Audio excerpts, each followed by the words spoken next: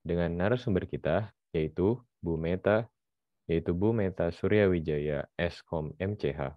Tetapi sebelumnya, izinkan saya untuk membacakan sedikit tentang beliau. Bu Meta Suryawijaya lahir di Tangerang 10 Maret, sudah menikah dan memiliki seorang putri, merupakan seorang praktisi meditasi sejak umur 6 tahun hingga saat ini. Beliau memiliki kemampuan sejak masih di dalam kandungan.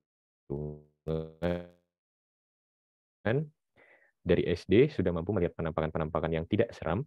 Pada saat SMP mulai melihat yang seram dan mulai bisa mendengar suara-suara dan berkomunikasi dengan makhluk baik itu dewa maupun dengan makhluk alam peta. Pada saat SMA mulai tidak mampu mengontrol kemampuan yang dimiliki. Selain dapat melihat para makhluk, juga mampu melihat pikiran-pikiran setiap orang secara spontan. Pada akhirnya, pergi ke wihara hutan Wat Pabantat di tahun 2004 untuk bermeditasi dengan tujuan melatih dan mengontrol kemampuan di bawah bimbingan Luang Ta Mahabua. Untuk Cimeta, kami persilahkan.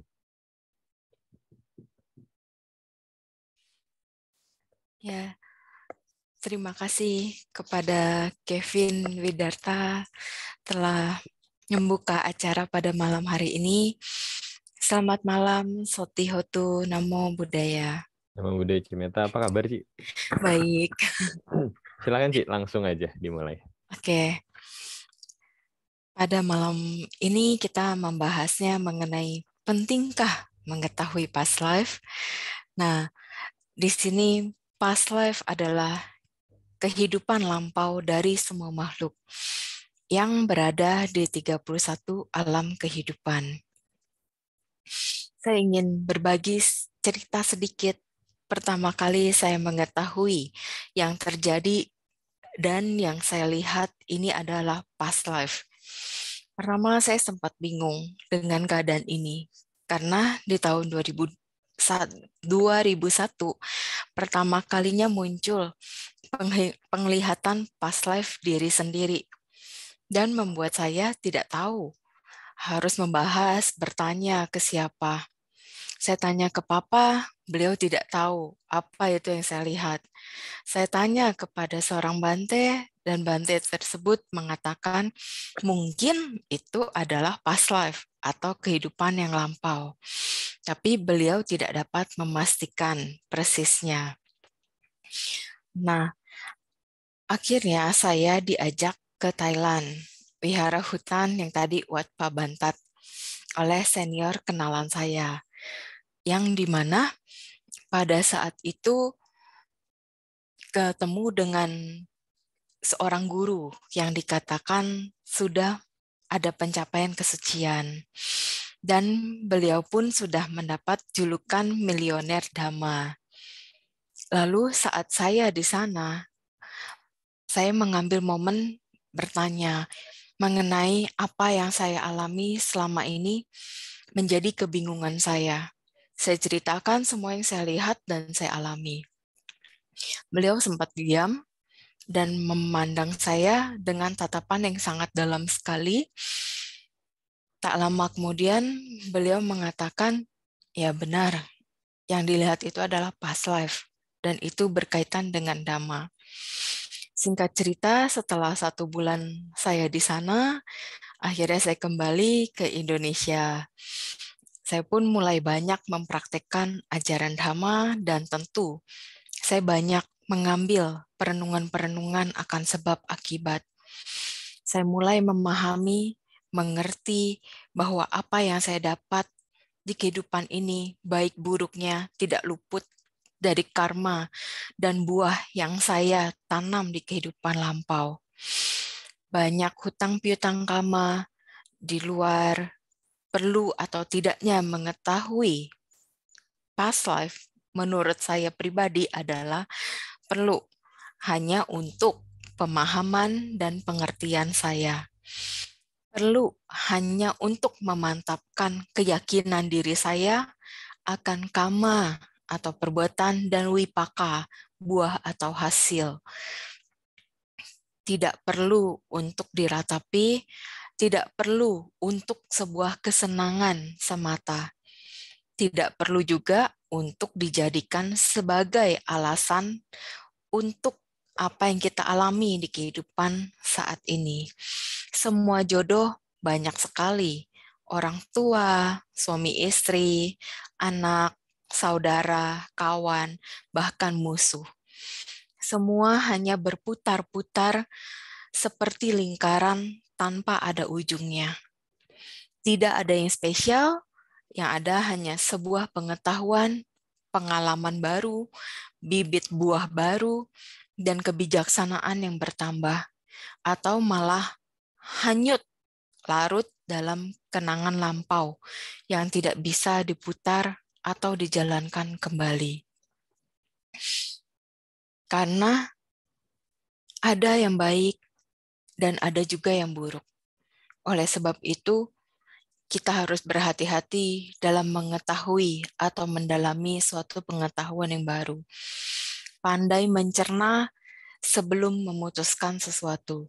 Wajib merenungkan untuk hal-hal positif yang bisa kita ambil dan jadikan motivasi perbaikan diri, bukan sebaliknya.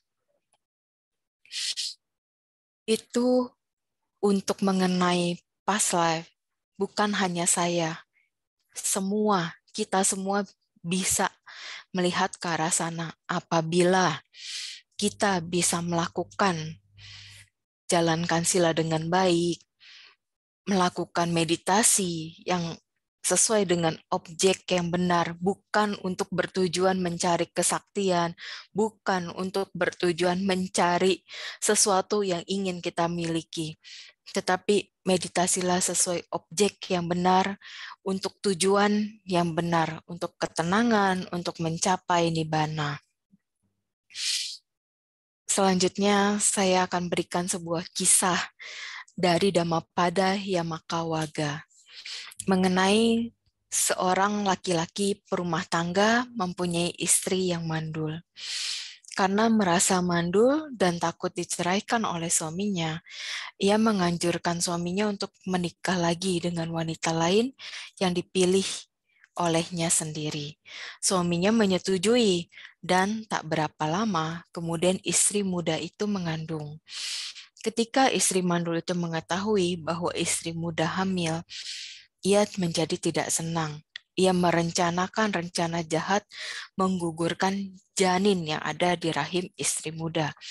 Suatu kesempatan sebelumnya, dia menyampaikan ke istri muda bahwa jika kamu mengandung, kabari saya, karena saya punya ramuan yang cocok untuk ibu yang sedang mengandung. Kemudian istri mudanya tidak merasa curiga. Ia mengatakan kalau ia mengandung. Nah, pada saat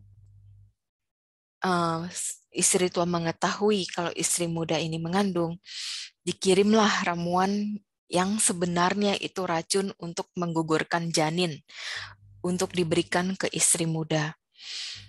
Ternyata istri muda keguguran. Kemudian hamil lagi untuk kedua kalinya.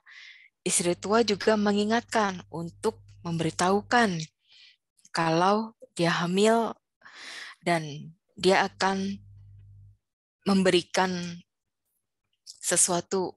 Ternyata digugurkan lagi. Sampai akhirnya si istri muda ini mengetahui kalau keguguran yang dialaminya itu tidaklah wajar. Akhirnya dia tidak memberitahukan lagi kehamilan yang selanjutnya kepada istri tua. Karena tidak diberitahu, kelahirannya sempat berjalan dengan baik.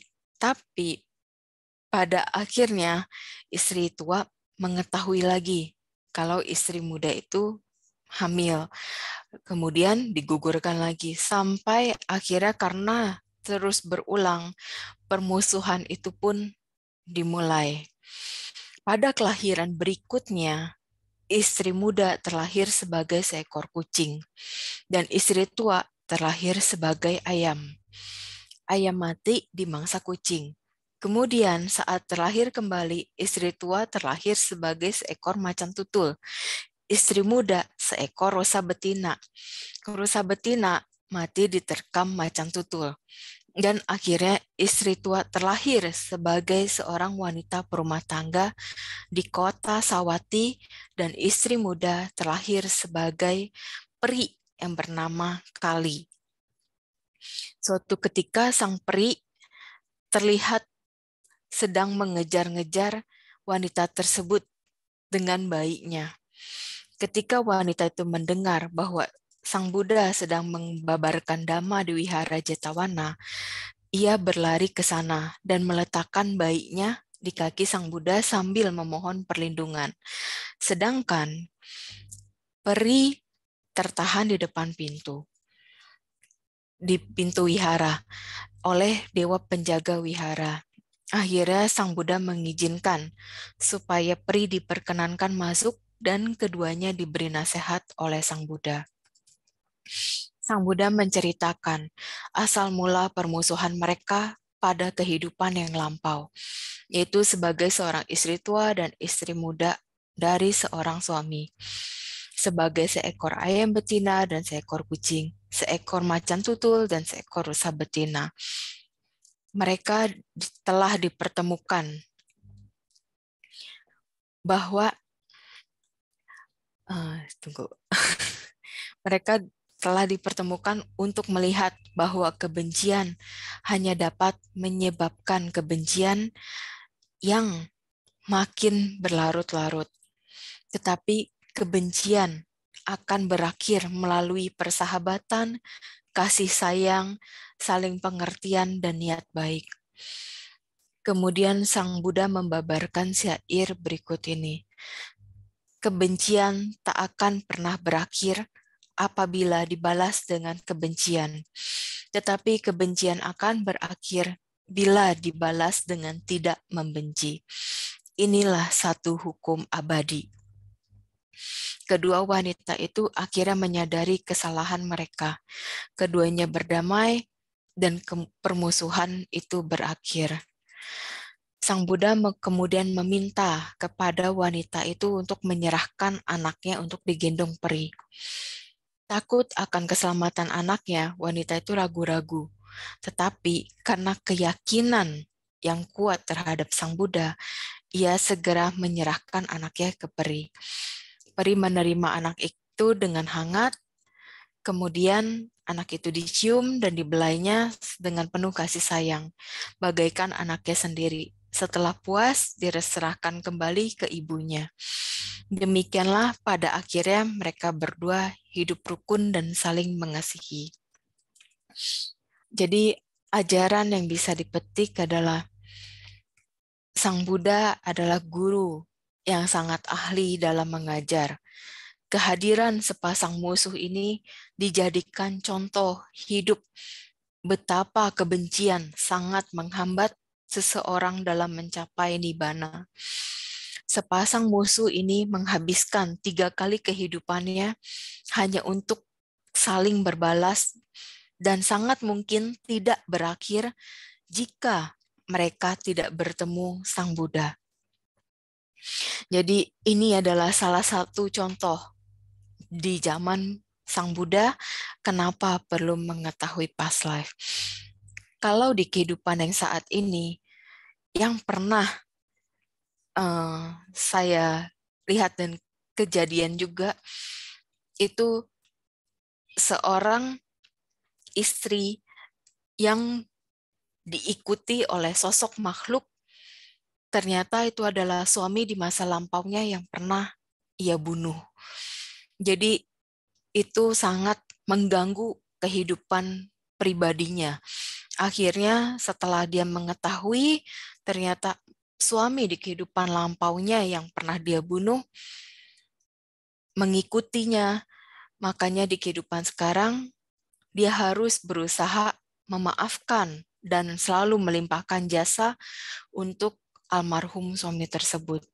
Setelah dilakukan berulang-ulang, maka kondisi istrinya di saat ini sudah membaik perlahan-lahan. Tetapi suaminya yang di kehidupan lampau itu setelah dilakukan pelimpahan jasa, walau awalnya sulit untuk bisa menerima, akhirnya dengan pancaran cinta kasih yang diberikan oleh istrinya yang di kehidupan sekarang, beliau menerima dengan baik. Jadi sekarang kondisinya pun sudah membaik. Gitu. Jadi untuk kita hati-hati dalam berpikir, berucap, dan bertingkah laku. Karena hal itu bisa menyebabkan sebuah permusuhan yang akan berbahaya sampai kehidupan-kehidupan berikutnya. Mumpung di kehidupan saat ini kita mengenal dhamma dan mengenal kama, kita bisa mengontrol diri kita. Kita tahu kebencian itu bisa berakhir apabila kita balas dengan tidak membenci, dengan kita sering memancarkan cinta kasih, semuanya akan menjadi lebih baik. Mungkin itu dulu penyampaian sharing damanya dari saya. Selanjutnya kita tanya jawab di forum tanya jawab. Untuk waktu saya kembalikan kepada Kevin. Terima kasih. Oke, terima kasih ya Cimeta sudah men-sharing sedikit dulu di awal.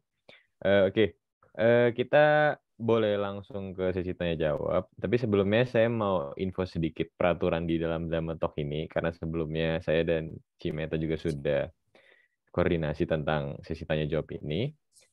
Nanti yang mau tanya boleh raise hand atau ketik di kolom chat, nggak apa-apa. Kalau nanti ada yang mau ketik di kolom chat, nanti saya akan tanyakan. Tapi kalau ada yang mau bertanya secara langsung, dimohon untuk raise hand dulu di Zoom karena tidak bisa mute sendiri. Nanti tidak bisa unmute sendiri, nanti saya yang akan bantu unmute. Terus pertanyaan, ada sedikit peraturan dalam Dhamma Talk ini, yaitu pertanyaan yang ditanyakan tidak diizinkan, pertanyaan yang paling menjurus ke personal atau melihat masa lalu dari personal orangnya. Benar begitu ya Cimeta ya? Itu tidak diizinkan ya Ci ya? Oke, terus yang kedua, dua pertanyaan terbaik akan mendapatkan kesempatan untuk dilihat oleh Cimeta. Nanti dua orangnya kita akan pilih dari panitia. Oke, boleh langsung aja. Ini ada yang sudah mau bertanya. Silahkan.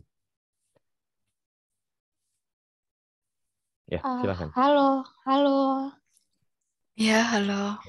halo Cimeta. Aku mau nanya Cimeta. Ya, Kalau misalnya kita kan udah mengerti nih misalnya masing-masing apa kehidupan kita sebelumnya kenapa gitu ya dengan masing-masing keluarga kita itu.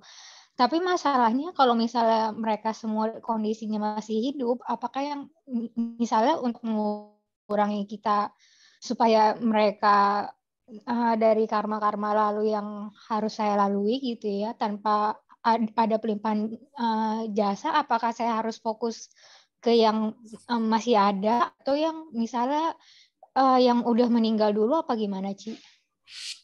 ya. Jadi kalau ternyata yang berhubungannya itu masih hidup, entah musuh, entah hutang karma ya, kita Iya, baiknya dengan memancarkan cinta kasih. Kemudian kita tidak mungkin ya bisa mengubah mereka. Jadi kita coba perbaiki diri iya. kita sendiri dulu. Kita coba menyesuaikan diri dengan keadaan. Kita coba untuk menjadi lebih baik.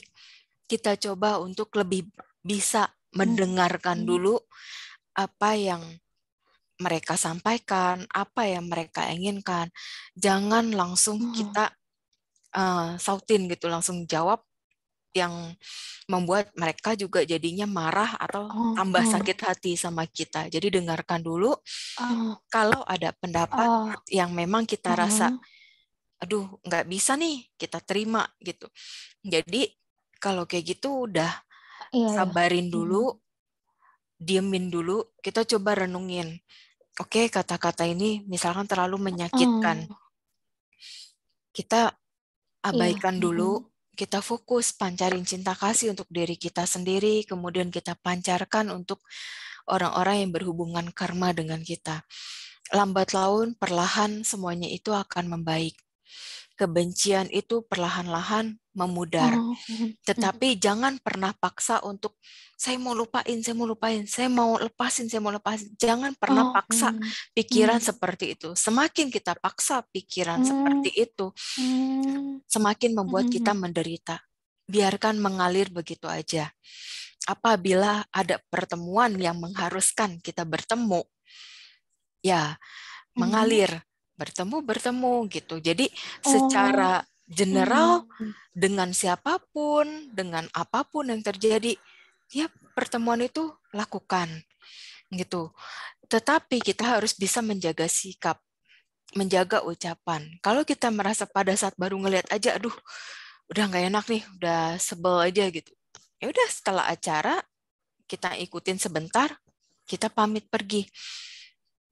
Usahakan kita tidak membalas apapun yang mereka lakukan untuk kita. Yang penting kita kontrol diri kita sendiri dulu. Gitu. Yang penting diri kita dulu. Karena kalau kita bisa mengontrol semuanya dengan baik, maka ke depannya musuh-musuh kita pun juga tidak akan terlalu frontal. Jadi seperti hukum fisika ya, ada aksi, ada reaksi. Ketika mereka kasih aksi, kita jangan kasih reaksi. Semakin kita kasih reaksi, semakin menjadi gitu. Jadi ikutilah alurnya sesuai yang berjalan. Maaf Cici, mungkin ini pertanyaan terakhir menanggapi yang tadi Cici jawab ya. Ini maksud aku kalau misalnya dari akunya ceritanya aku udah dalam tahap aku udah nggak akan benci dia, tapi kalau memang dia masih membenci akunya, itu udah di luar kekuasaan aku berarti gitu ya.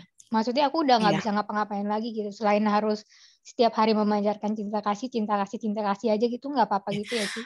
Tetapi ya, dengan kita sering memancarkan cinta kasih, kebencian itu secara tidak langsung yang dia pancarkan ke kita, itu pun secara tidak langsung memudar loh. Gitu. Karena karena saya sendiri pernah mempraktekkan hal itu dan itu beneran terjadi. Makanya kita harus lakukannya dengan sungguh-sungguh, bukan cuma sekedar semoga dia bahagia, tapi benar-benar itu dari hati kita melakukannya gitu, untuk diri kita sendiri dulu yang utama. Karena kita harus memperbaiki diri kita sendiri dulu. Gitu. Karena kita tidak bisa selalu menganggap kita benar nih, dia salah, nggak bisa. Kita tetap harus selalu introspeksi diri kita. Iya. Oke, maaf banget. Ini jadi aku untuk mengkonklusi terakhir aku adalah kalau misalnya orangnya mungkin lebih dari 3 gitu ya. Dan maksudnya kan banyak nih membernya keluarga saya gitu ya. Jadi ketika saya mulai satu-satu, apakah ada kemungkinan itu misalnya sebelum mereka meninggal dia akan tetap membenci saya, atau saya harus benar-benar semuanya dengan serius sampai sebelum meninggal itu mereka udah nggak ada kebencian ke saya? Semua itu tergantung dari usaha kita sendiri. Bagaimana kita mengusahakannya.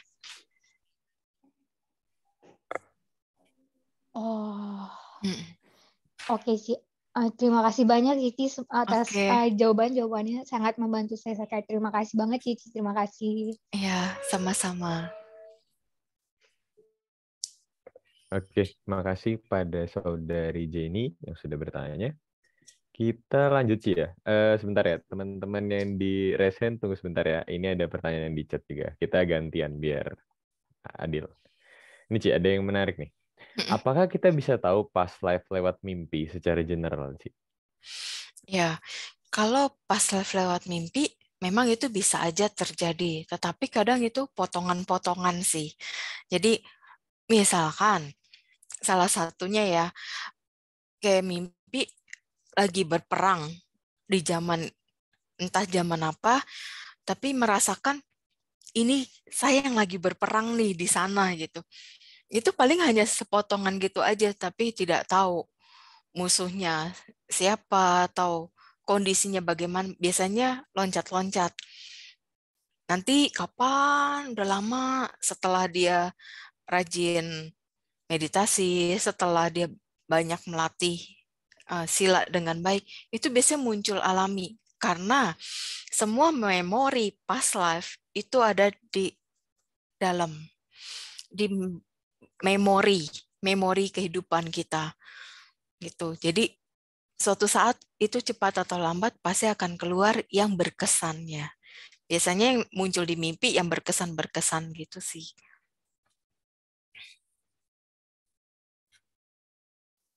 Oke, semoga cukup menjawab Ci ya. Kita lanjut ke Saudara Andri, karena sudah bertanya dari tadi. Sepertinya juga sudah capek angkat tangan Ci. Silakan Saudara Andri. Selamat malam, Cimeta. Iya, malam Ko Andri. Mau nanya, Ci. Tadi Cimeta kan bilang kalau misalnya kita rajin merawat sila. Sorry. Silakan. Rajin merawat sila dan rajin bermeditasi, nanti kan kita bisa mengingat past life kita. Sedangkan waktu kita bermeditasi, kita kan diharuskan untuk fokus pada objek. Misalnya saja objek nafas. Nah, gimana caranya kita bisa tahu ataupun mengingat, padahal kita selalu harus kembali ke objek. Misalnya kita melihat apa, harus kembali lagi ke objek.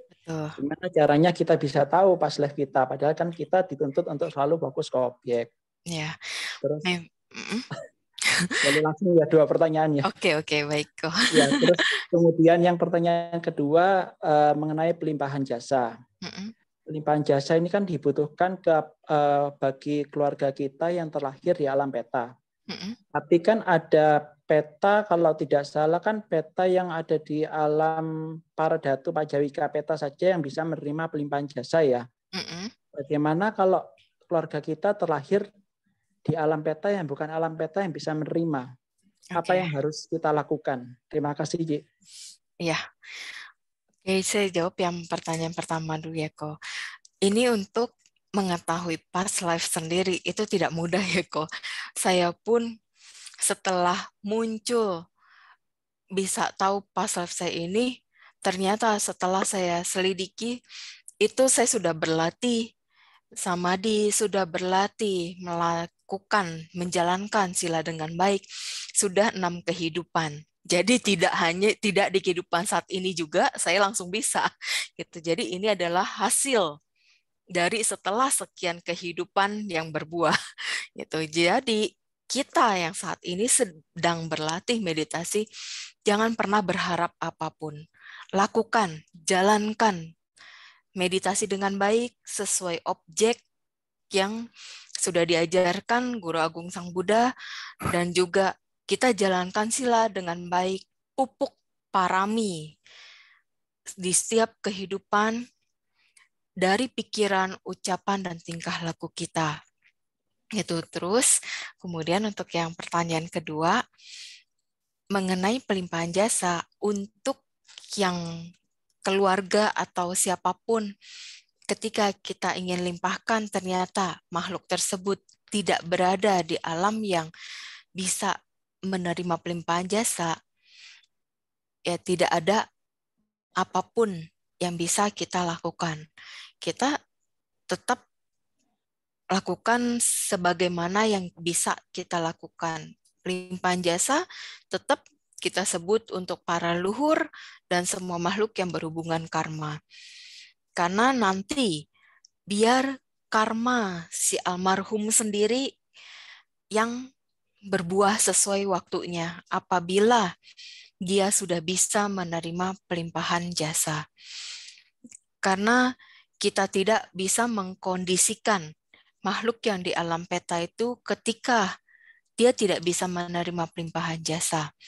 Jadi hanya menunggu waktu dia karma baiknya berbuah sehingga bisa menerima pelimpahan jasa.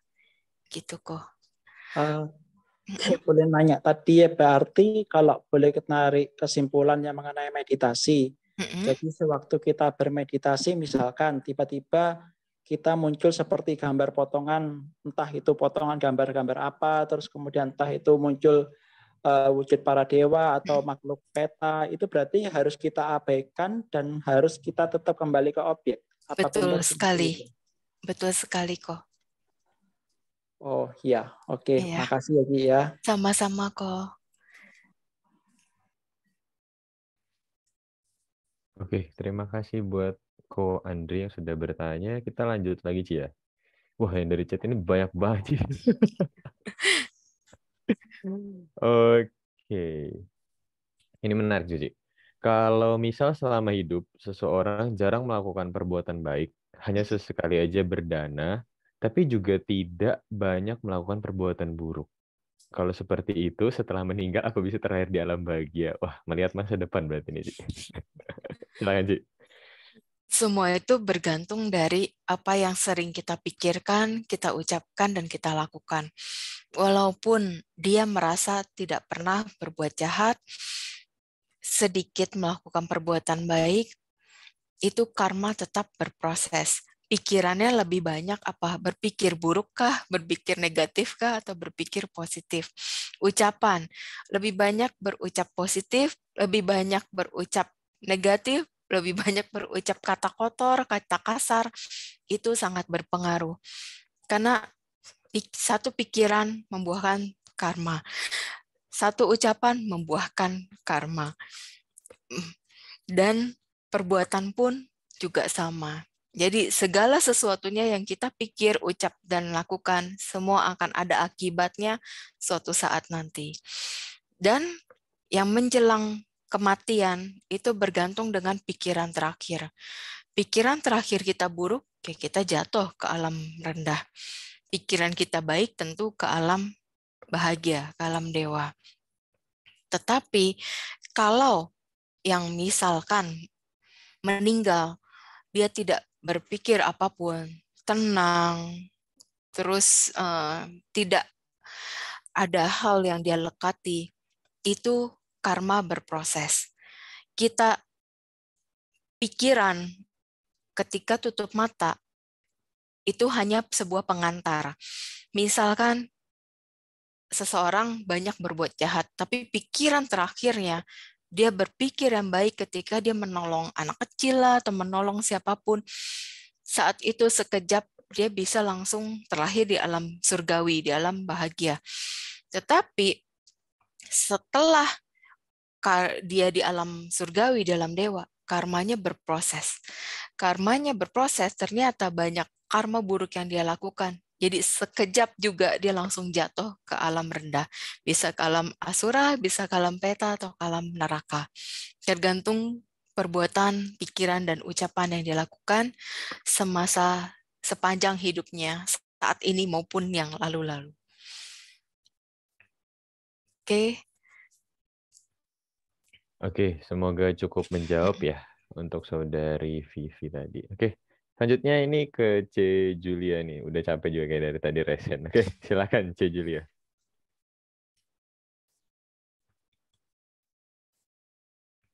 Sorry, C, belum ke unmute. Oh iya, sorry ya. Silakan. Maaf, agak gugup. Kedengaran ya? Dengar, C. Salam meta dulu. Ya, ya. Itu mau tanya mengenai meditasi. Itu kalau meditasi boleh nggak dengan tujuan meningkatkan spiritualitas atau tidak disarankan untuk tidak disarankan ya? Tidak.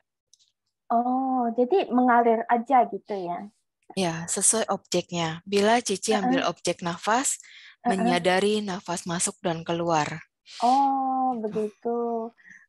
Terus mengenai past life ya, past life itu kalau misalnya merasa terbawa beberapa sifat dari past life lampau, itu bagaimana mengatasinya ya? Karena kadang sifat sepertinya agak keras gitu.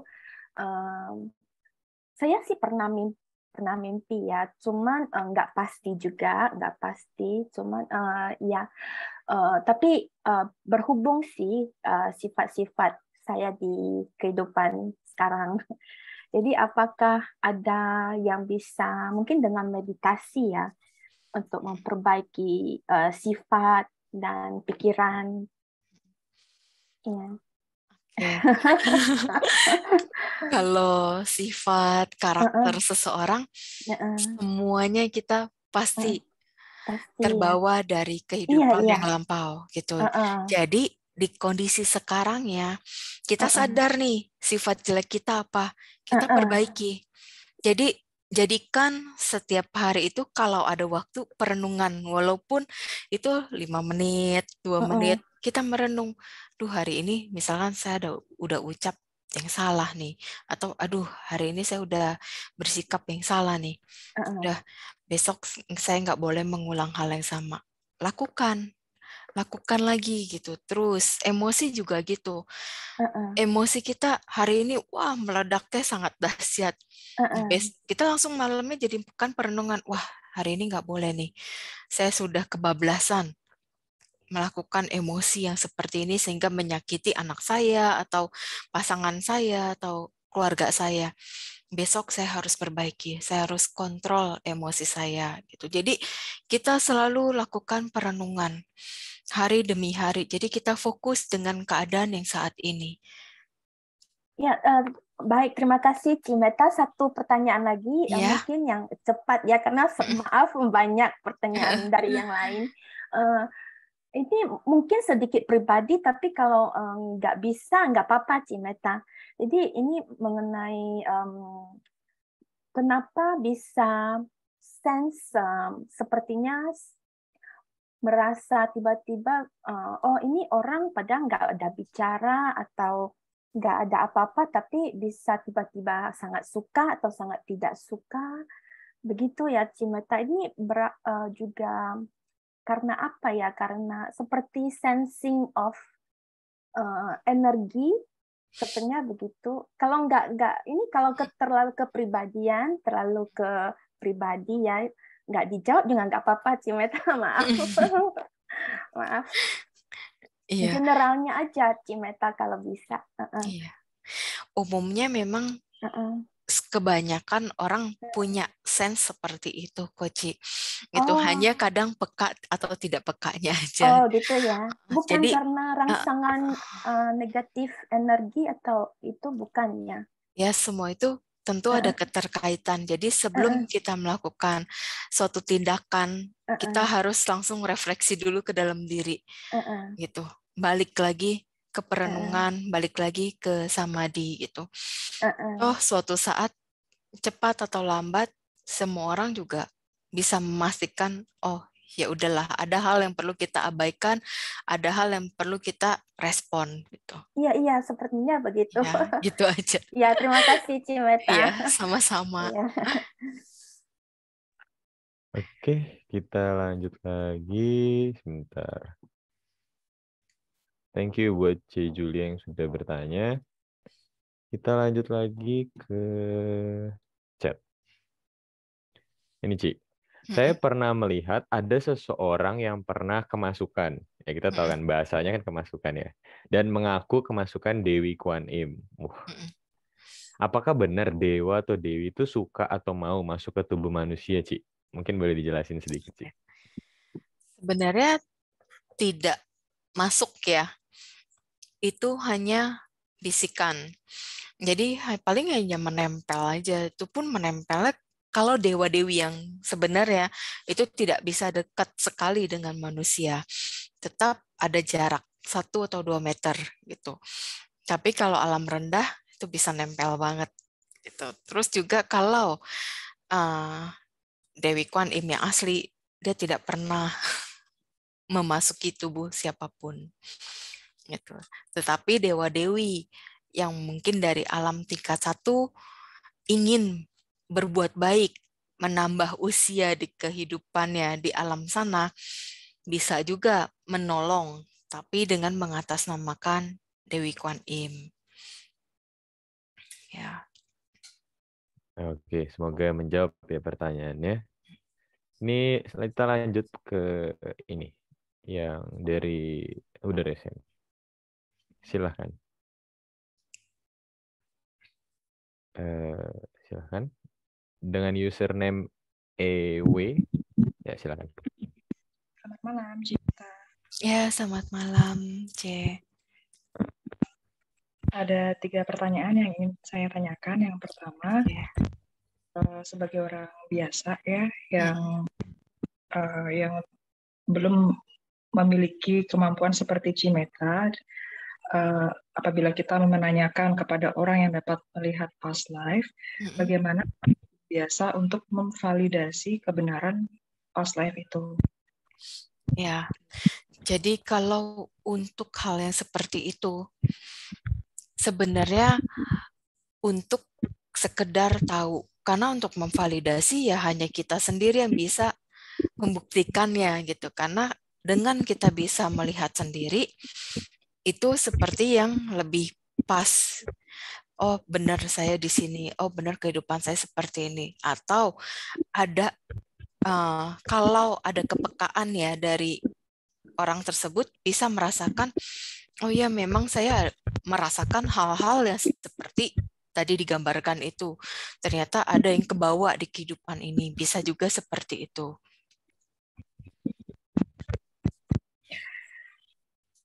Oh ya, terima kasih Cip. Masih ada yang kedua dan ketiga. Yang kedua, pernah dengar ada rekan yang mirip dengan Cimeta. Dia mengatakan kalau ada seseorang yang dia masuk kategori New Soul, dan New Soul itu tidak memiliki past life. Apakah itu benar? Apakah benar ada orang yang memang tidak memiliki past life sama sekali? Tidak ada.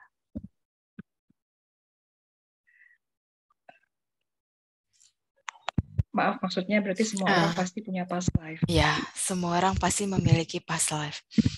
Karena tidak ada suatu akibat tanpa sebab. Baik. Yang ketiga, ketika kembali di sekarang atau yang lalu, apakah selalu dalam kepercayaan yang sama atau bisa berbeda kepercayaan atau agama? Bisa berbeda-beda, C. Karena kita kan sudah miliaran kali kelahiran. Tentu agama yang kita peluk pun berbeda-beda. Tetapi agama itu hanya di alam manusia. Di alam lain semua sama. Terima kasih banyak atas jawabannya, Cik Meta. Ya, sama-sama, C. Makasih. Thank you, C, sudah mau bertanya, dan thank you, Cimeta, sudah menjawab. Kita lanjut lagi ya, Ci. Banyak sekali pertanyaannya, Ci. Ini, Ci. Selain melihat past life, kadang seseorang tergoda untuk melihat masa depan. Apakah hal itu, melihat masa lalu dan masa depan tadi itu, bisa menimbulkan karma buruk? Mungkin nggak cuma karma buruk ya, tapi mungkin menimbulkan karma ya. Saya mungkin bantu revisi sedikit. Dan apakah kalau melihat masa depan begitu, kita malah justru merubah hasil akhir masa depan kita? Gitu sih. Oke. Ya, silakan. Dilihat atau tidak dilihat, masa depan itu akan selalu berubah.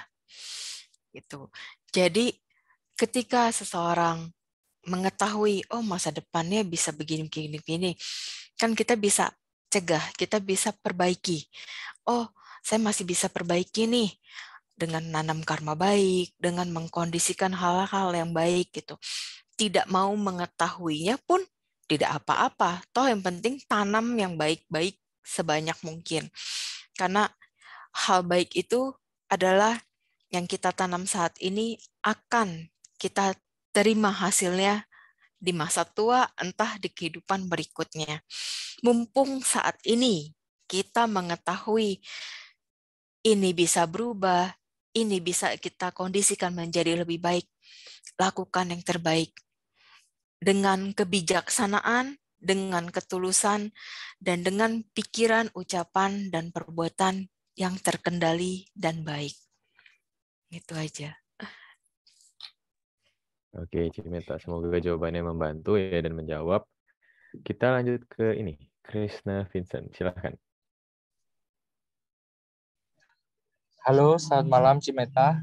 Ya, selamat malam kok Krishna. Cimeta, saya ingin bertanya seperti ini. Kan kita itu sudah terlahir banyak sekali di kehidupan kita yang lampau kan.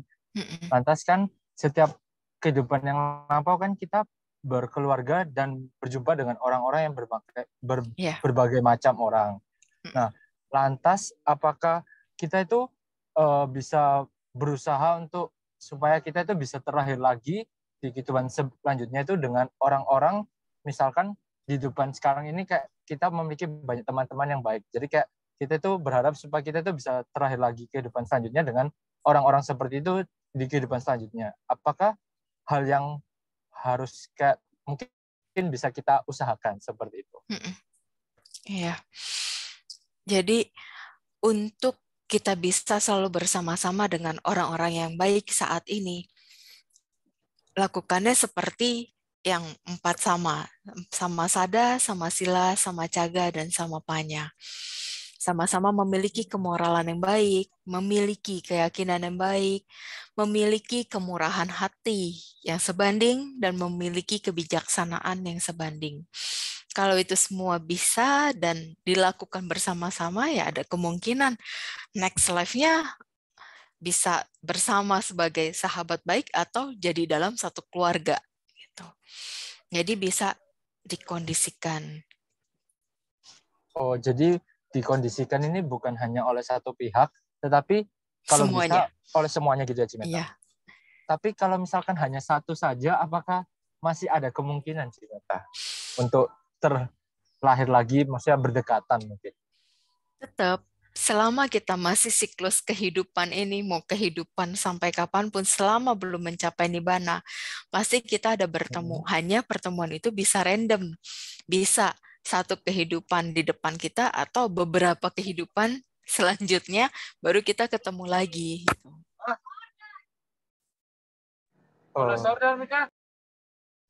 Lantas, Cimeta, kalau misalkan itu dengan agama, apakah itu ada, maksudnya kayak kita memiliki keyakinan semoga dengan kehidupan kita ini, kedepannya kita bisa belajar Buddha Dhamma lagi. Apakah hal itu juga bisa kayak kita ciptakan dengan 4 yang landasan tadi itu, Cimeta? Ya, kalau untuk mengenai keyakinan, kita bisa lakukan dengan tekad. Jadi kita lakukan sebuah kebajikan ke sangga, atau kita kalau cowok bisa menjadi pabaja samanera. Dengan begitu kita bisa lakukan tekad. Segala kebajikan yang kita lakukan ini selalu mengkondisikan kita bertemu dengan ajaran Buddha Sasana yang murni, dan saya bisa bertemu dengan para guru suci, bisa mempraktekkan ajaran dengan baik. Gitu. Jadi balik lagi ke diri kitanya. Oh, balik lagi ke diri kita gitu ya. Oke, terima kasih banyak, Cimeta, atas sama-sama. Oke, kita lanjut lagi, Ci. Apakah memungkinkan mendapatkan pasangan yang sebelumnya belum ada keterikatan karma di kehidupan sebelumnya? Kalau bisa, kenapa alasannya? Apakah bisa dijalankan hubungan tersebut dikatakan menciptakan ikatan karma baru? Berarti mungkin membuat sebuah karma baru berarti gitu, Ci ya. Kalau misalnya belum pernah berhubungan dengan kehidupan di masa lalu, mungkin kurang lebih begitu, Ci ya. Silakan, Ci. Bagaimana menyikapi? Ya, kita pasti pernah berhubungan dengan orang-orang tersebut di masa lalu. Memang tidak selalu sebagai pasangan kita. Bisa juga ternyata sebagai adik kita, sebagai kakak kita, sebagai orang tua kita. Itu kan siklus muter terus. Jadi bisa yang di dalam jangkauan terdekat, dia tidak pernah menjadi bagian pasangan kita. Tetapi yang sangat jauh sekali, entah di kehidupan yang keberapa, ternyata kita pernah sebagai suami istri juga, pernah sebagai orang tua dan anak juga. Itu.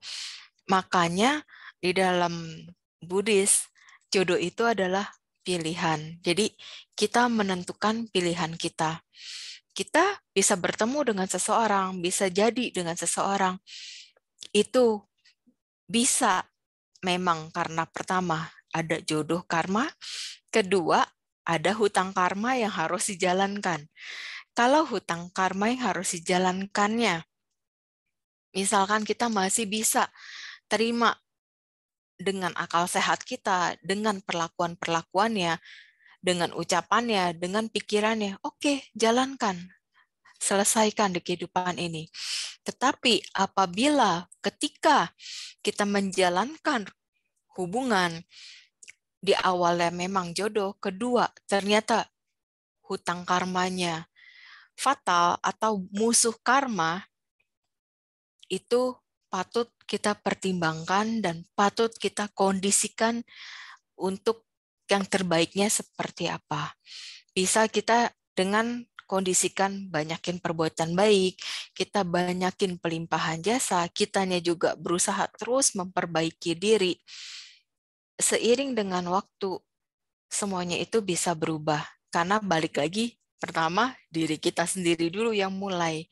Baru itu proses akan berjalan sesuai dengan situasi dan kondisi juga dari pasangan kitanya.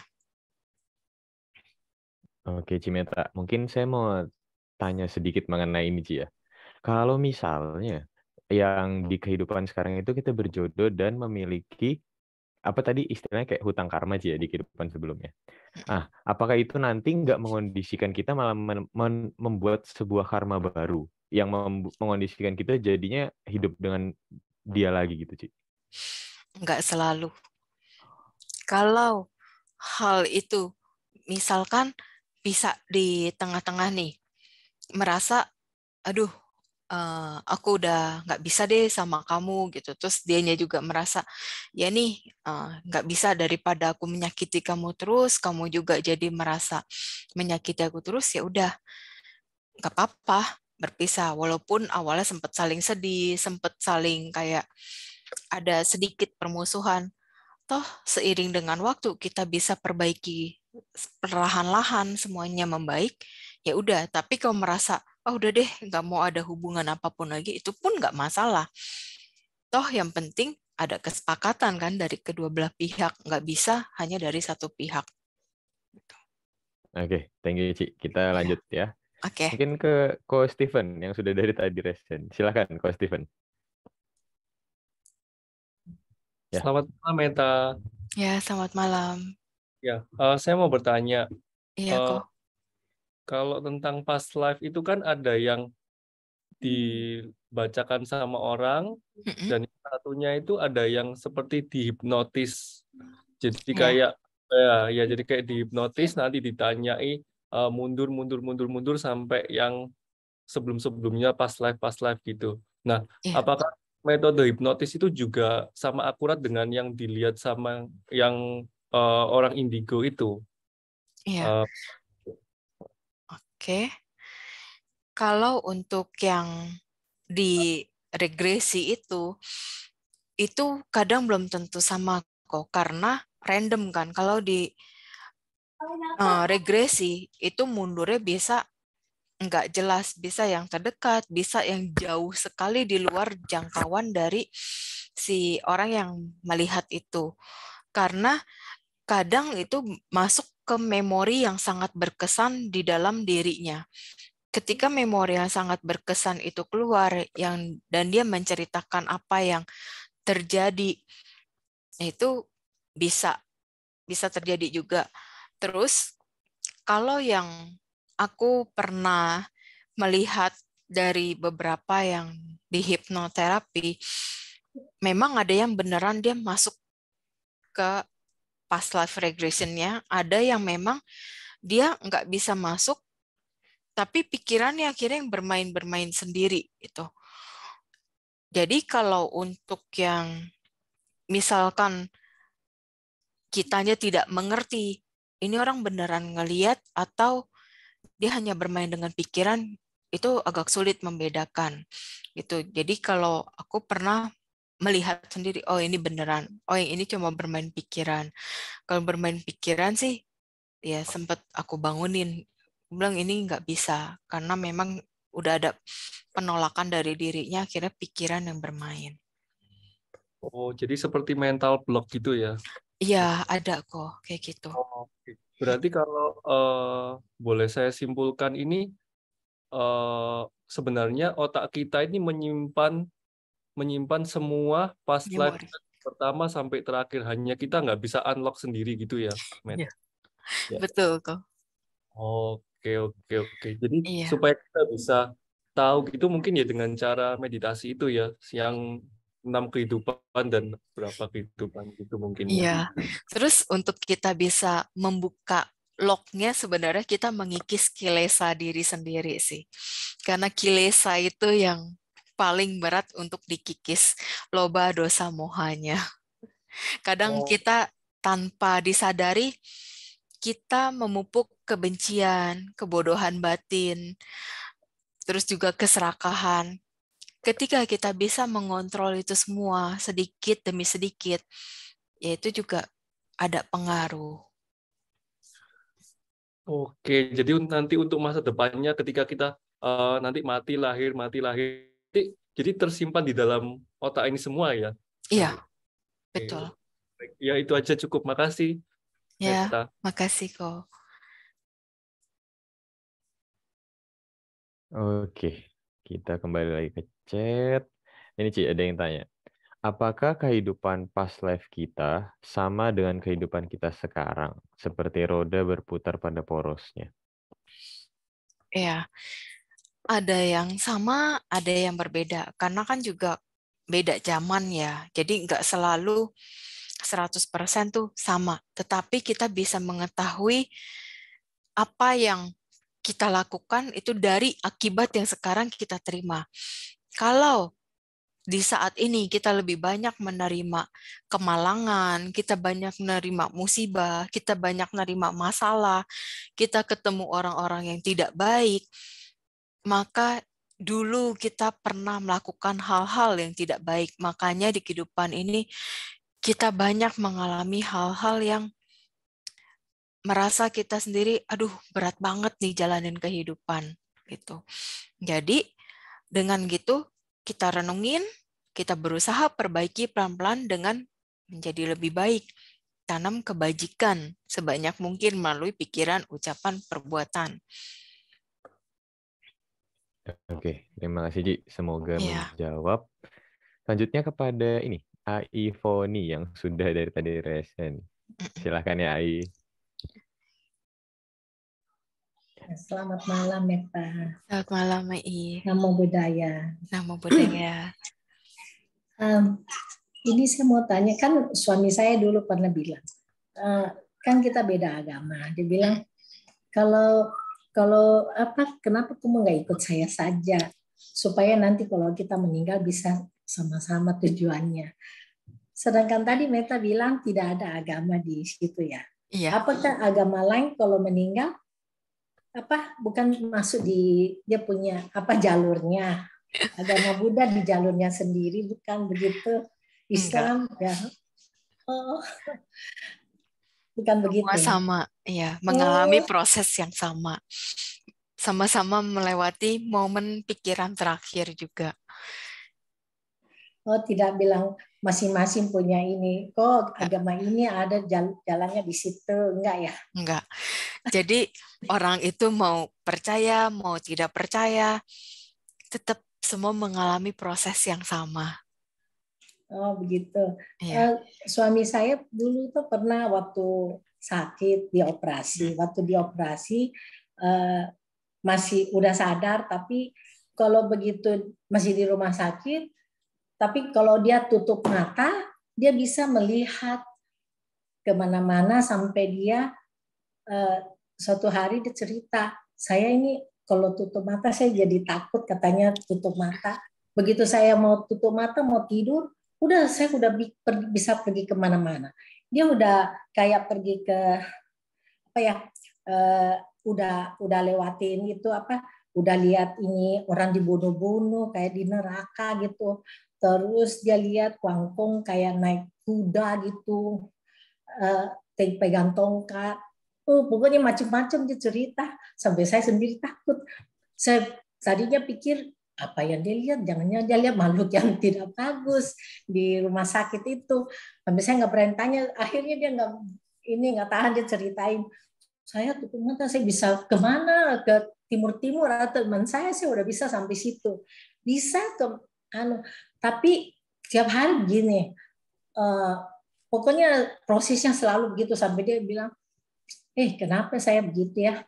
Terus kan waktu sebelum operasi saya ada ke wihara di Glodok itu, Cinta Yen ya.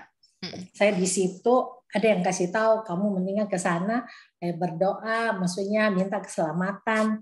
Jadi saya ke sana, pasang dupa semuanya, kasih minyak, terus itu orang ajar saya, kamu kuis 108 kali, saya juga lakukan. Sampai orang lewat-lewat udah nggak lihat, injak juga rambut saya kuis terus. Tapi terakhir dia waktu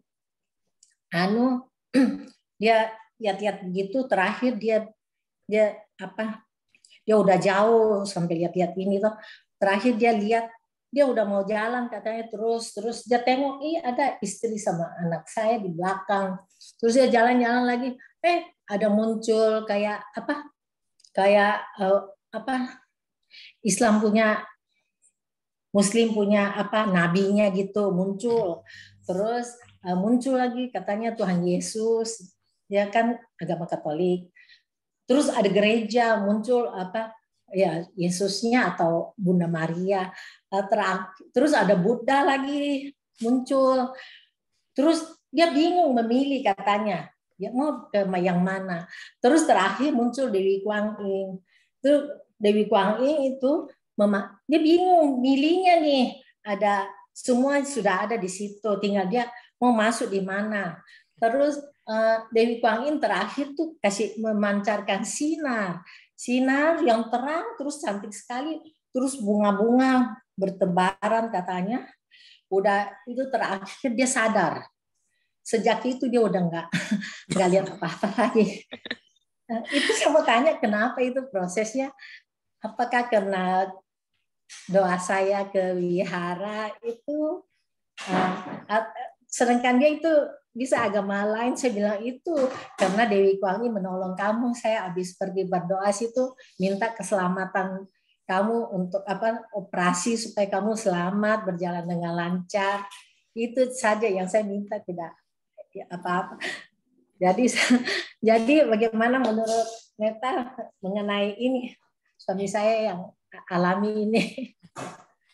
Tapi umumnya semua orang ya kalau mengalami proses yang entah koma, entah proses-proses yang seperti ini, itu pikirannya sih yang lebih suka mengembara. Jadi muncul dari pikiran-pikiran dari pikirannya sendiri maupun dari yang alam bawah sadarnya yang random semua gitu. Jadi itu belum tentu past life juga, bisa dari pikiran yang muncul dari kondisi-kondisi yang saat ini gitu. Kebanyakan gitu sih. Karena kalau yang dibilang kayak mati suri lah segala macam, itu semua kan bisa dijelaskan di Abhidhamma ya gitu. Bisa dijabarkan. Jadi bukan karena karena saya berdoa ke kelenteng itu sampai dia disinarin gitu. Saya sudah tapi dia bilang, waduh cantik banget itu Dewi Kuang Yin. Saya pikir, waduh kamu sudah jalan-jalan ke neraka, udah lihat orang disiksa, udah penuh darah katanya. Itu tuh bisa ada pikiran seperti itu, dia bisa maksudnya pergi ke tempat-tempat yang karena itu kadang apakah itu ke neraka, kunjungin neraka atau apa itu? Umumnya pikiran kita semua tuh mengembara karena persekian detik pikiran kita itu cepat berubah banget gitu. Jadi pada saat biasanya orang lagi mengalami koma atau sedang mengalami proses yang seperti antara sadar enggak sadar, itu kelihatan macam-macam. Karena pikirannya mungkin pernah berpikir mengenai neraka kayak gini, surga gini. Jadi pikiran kita biasanya yang umumnya bermain sendiri sih. Gitu. Iya. Terima kasih ya. Ya, sama-sama. Ya. Ya. Oke, Ci. Karena nggak ada yang resen lagi, kita bahas yang di chat nih, Ci. Banyak banget. Mau tanya, bagaimana caranya untuk memancarkan cinta kasih untuk diri kita sendiri, Ci? Ya, yang biasa saya selalu lakukan, saya hanya mengucapkan semoga saya berbahagia, semoga saya terbebas dari penderitaan batin, semoga saya terbebas dari penderitaan jasmani, semoga saya terhindar dari mara bahaya, semoga saya sehat dan bahagia. Setelah saya ulang-ulang, kemudian ya saya pancarkan ke semua orang-orang yang berkaitan karma dengan saya.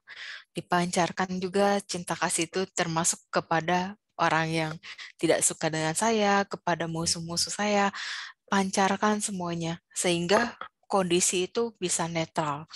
Apapun yang terjadi ya kita lebih bisa tenang aja menghadapinya. Dia mau yang ketar-ketir, dia mau yang marah-marah gimana, ya udah yang penting kondisi kitanya ya tenang gitu, tidak terbawa dengan keadaan.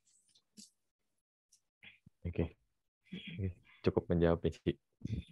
Lanjut lagi.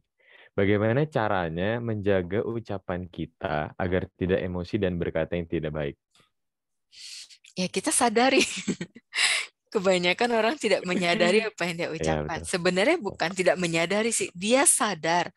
Hanya karena pikiran itu bekerjanya persekian detik, jadi cepat lewatnya. Jadi ketika dia bilang, enggak, gue nggak sadar tadi ngomong kayak gitu. Padahal sadar, tapi pikiran sudah cepat Iya, berlalu. betul. Lebih cepat ngomongnya daripada mikirnya, Ci, ya. Ya. Oke, lanjut lagi. Nah ini, kenapa ada orang yang baru pertama kali kita lihat seperti sudah pernah lihat sebelumnya, padahal baru kenal, Ci? Ya misalnya kayak saya lihat Cici nih, tapi kayak rasa, oh kayak udah pernah kenal sama Cici nih, padahal baru ketemu, padahal baru lihat Cici gitu. Terus lalu ada juga yang baru pertama kali lihat, rasanya kok kesel ya lihatnya gitu. Apakah hal ini ada hubungannya sama kehidupan masa lalunya, Ci? Gitu? Tentu. Kalau tidak ada sebab, tidak mungkin ada akibat. Oke. Berarti siapapun itu punya hubungan karma sama kita, Ci, ya? Ya. Oke. Nah ini sih. Apakah function mengurangi karma buruk? Ya. Dan bila saya berusaha untuk baik tapi malah disakitin, jadi bagaimana reaksi kita? Ya, kalau untuk function sebenarnya bukan menghilangkan karma buruk ya, tapi kita mengkondisikan karma baik jadi semakin terus banyak, karma buruk yang berbuah yang harusnya kita rasa besar jadi dirasa kecil gitu. Karena tumpukan kebajikannya sudah lebih banyak. Tapi kalau kita tidak berbuat kebajikan sedikit pun, perbuatan yang tidak baik dengan perbuatan baiknya seimbang, ketika ini langsung berbuah, kita langsung berasa, aduh berat banget nih karmanya kan. Gitu. Akhirnya kita merasa, aduh harus gimana, panik segala macam. Terus ketika disuruh berbuat baik, dia merasanya, saya udah banyak berbuat baik tapi nggak ada hasilnya. Bukan nggak ada hasilnya, karena tumpukan perbuatan buruknya itu sudah lebih besar dibanding perbuatan baiknya. Dan ketika karma buruk berbuah, ini yang ditanam itu tidak sebanding. Makanya terus lakukan. Jangan suka mengeluh. Semakin kita banyak mengeluh, terus saja karma buruk ini berbuah. Sebenarnya tanpa kita sadari, baik dan buruk ini berbuahnya hampir berbarengan. Ketika kita merasakan karma buruk yang besar berbuah, tetapi tiba-tiba ada temen lah atau saudara lah bagi makanan, kita nggak anggap itu karma baik. Karena terlalu kita fokus dengan karma buruk yang besar berbuah. Tapi kalau kita sadari ketika karma buruk yang besar ini berbuah, ada orang tiba-tiba datang kasih kita makanan, walaupun hanya sepiring, itu adalah buah karma baik. Memang buahnya kecil. Gitu. Jadi apapun yang terjadi dengan hidup kita saat ini selalu sadari. Jadi baik atau buruk yang lebih besar, kita bisa langsung cepat tanggap. Oh, ini yang baik nih lagi berbuah, oh yang buruk nih lagi berbuah. Jadi apa yang harus kita lakukan? Kita bisa cepat merespon dengan menambah kebajikan-kebajikan. Bukan merespon yang negatif. Semakin kita merespon negatif, ya nggak heran yang buruk ini terus menggulung. Gitu. Iya, apalagi kita nggak pernah tahu sih ya, berapa kadar karma buruk yang kita punya, berapa kadar karma baik yang kita punya. Iya, kita kan bukan dagang yang bisa diukur. Jadi ya semua kita harus kondisiin berjalan dengan sesuai waktunya. Betul, intinya tetap banyak berbuat baik, berbuat kebajikan terus ya, karena kita kan nggak pernah tahu berapa banyak sih kadarnya yang kita punya sekarang gitu Anji. Iya. Oke. Lanjut ya, Ci. Oke. Jika kita menghadapi suatu kemalangan yang bertubi-tubi, apakah dengan perbuatan baik yang kita buat sekarang dapat menghapus hutang karma kita? Menghapus tidak bisa. Tapi kita jalani seiring dengan waktu, ya seperti yang tadi saya jelaskan, semakin kita banyak memupuk karma baik melalui pikiran, ucapan, dan perbuatan, yang buruk ini tetap berbuah, tapi kita rasanya jadinya kecil, karena kebanyakan perbuatan baik yang udah kita tumpuk. Gitu. Oke. Selanjutnya, tadi Cimeta mengatakan, kita bisa melihat masa lampau asalkan objek-objeknya benar. Semoga pengertian saya benar. Apa objek yang benar itu, Cimeta? Terima kasih. Yang seperti diajarkan oleh Sang Buddha, ada 40 macam objek. Gitu. Yang umum untuk awam biasanya samanta dulu ya, untuk ketenangan batin kayak gitu. Dan itu pun saya tekankan sekali lagi, bukan berarti meditasi langsung bisa melihat ini dan itu. Semua butuh proses yang panjang. Kilesa kita sangat banyak. Pikiran kita pun sangat liar, lari ke sana ke sini, terus mudah berubah. Jadi kita harus bisa kendalikan pikiran, kita harus bisa kikis kilesa, kita harus selalu melakukan moral-moral yang baik. Kita harus bisa mendowngrade dari loba dosa moha kita. Banyak hal yang harus kita lakukan untuk diri kita menjadi lebih baik. Itu bukan berarti langsung seperti membalikan telapak tangan, tidak seperti itu. Iya benar. Yang paling dasar aja kayak pernafasannya susah ya, Ci, apalagi sampai yang tinggi-tinggi gitu ya. Oke, kita lanjut. Apakah bisa kita dengan sengaja mengakhiri atau mempercepat karma kita berakhir dengan seseorang? Misalnya dengan musuh atau teman. Kalau bisa, bagaimana caranya, Ci? Ya, balik lagi yang tadi saya pernah kasih tahu, saya sendiri pernah mengalami ada rasa yang tidak suka terhadap seseorang, tetapi saya langsung pancarkan cinta kasih, terus-menerus berulang setiap saat saya meditasi, pancarkan cinta kasih ke diri sendiri, ke orang bersangkutan terus, sampai pada akhirnya saya bisa netral terhadap orang itu.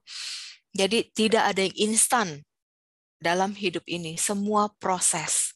Yang instan hanya mie instan. Mie instan juga butuh proses, Ci, ya, bikinnya. makanya. Oke. Kita lanjut lagi. Bentar ya, Ci. Saya bingung tadi sampai mana ya sudah.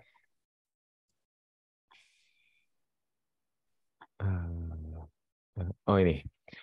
Apakah orang tua anak berkebutuhan khusus atau disabilitas atau keluarga yang butuh medical needs sepanjang hidup adalah bentuk karma buruk orang tua anak ini di kehidupan masa lalunya?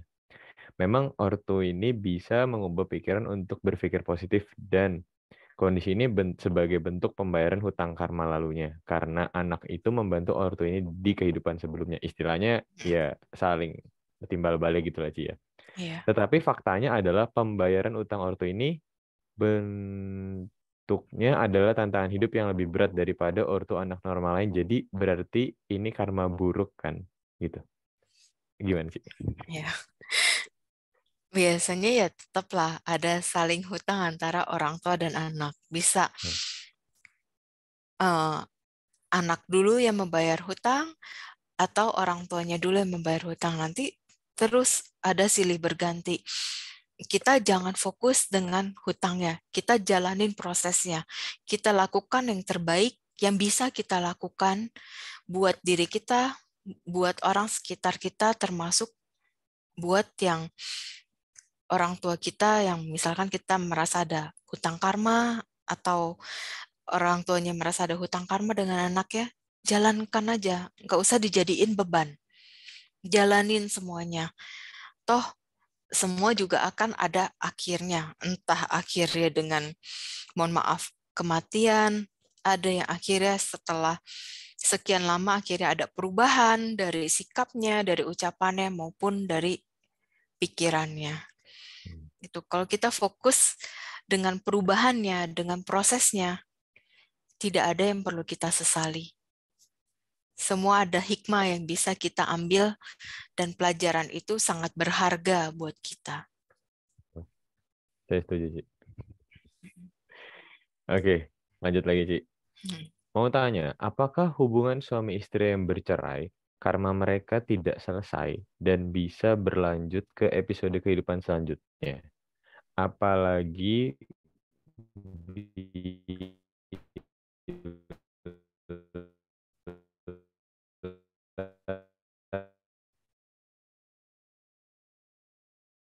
itu karma buruk. Mau tanya, ini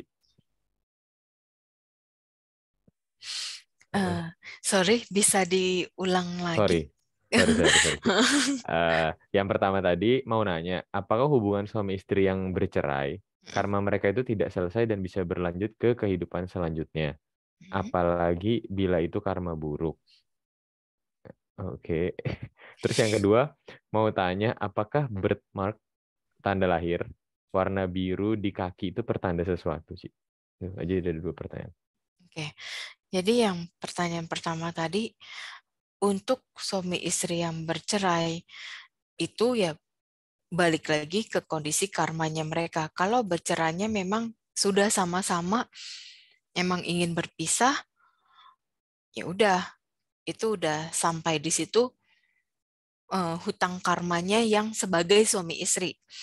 Tapi kalau di next life suatu saat ketemu lagi, tapi bukan suami istri, yaitu bisa hutang karma yang lain dalam bentuknya yang berbeda.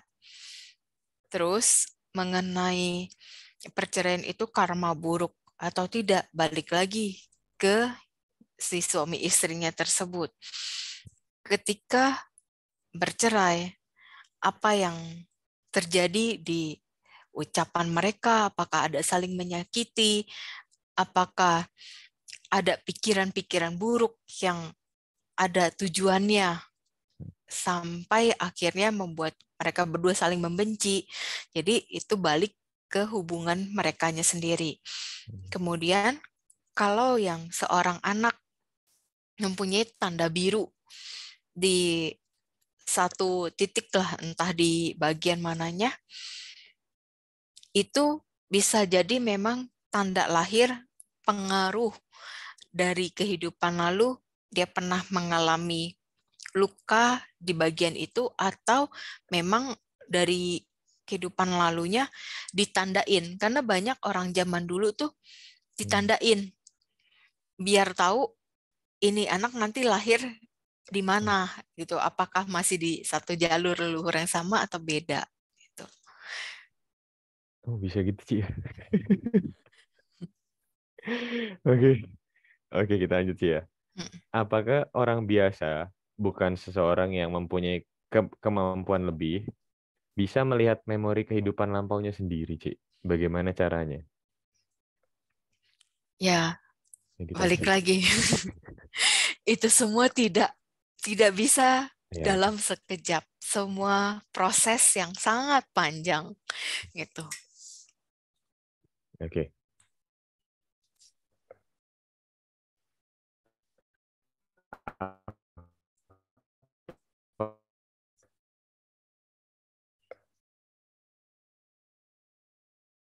apakah kita bisa melakukan pelimpahan jasa secara benar atau agama, Ci? Apakah pelimpahan jasa... Halo? Ya, halo. Oh, sorry, Ci.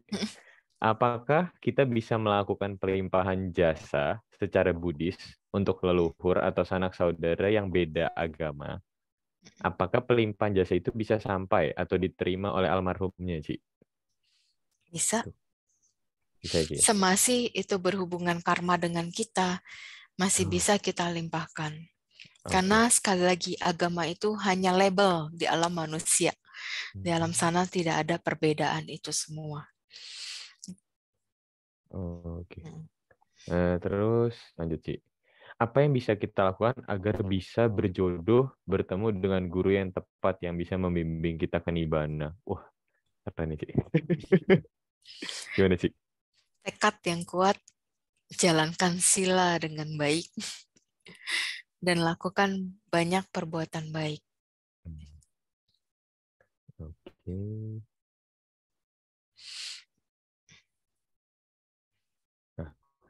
Apakah kita bisa mengetahui mereka yang telah meninggal akan lahir kembali menjadi manusia yang mana dengan sosok yang baru?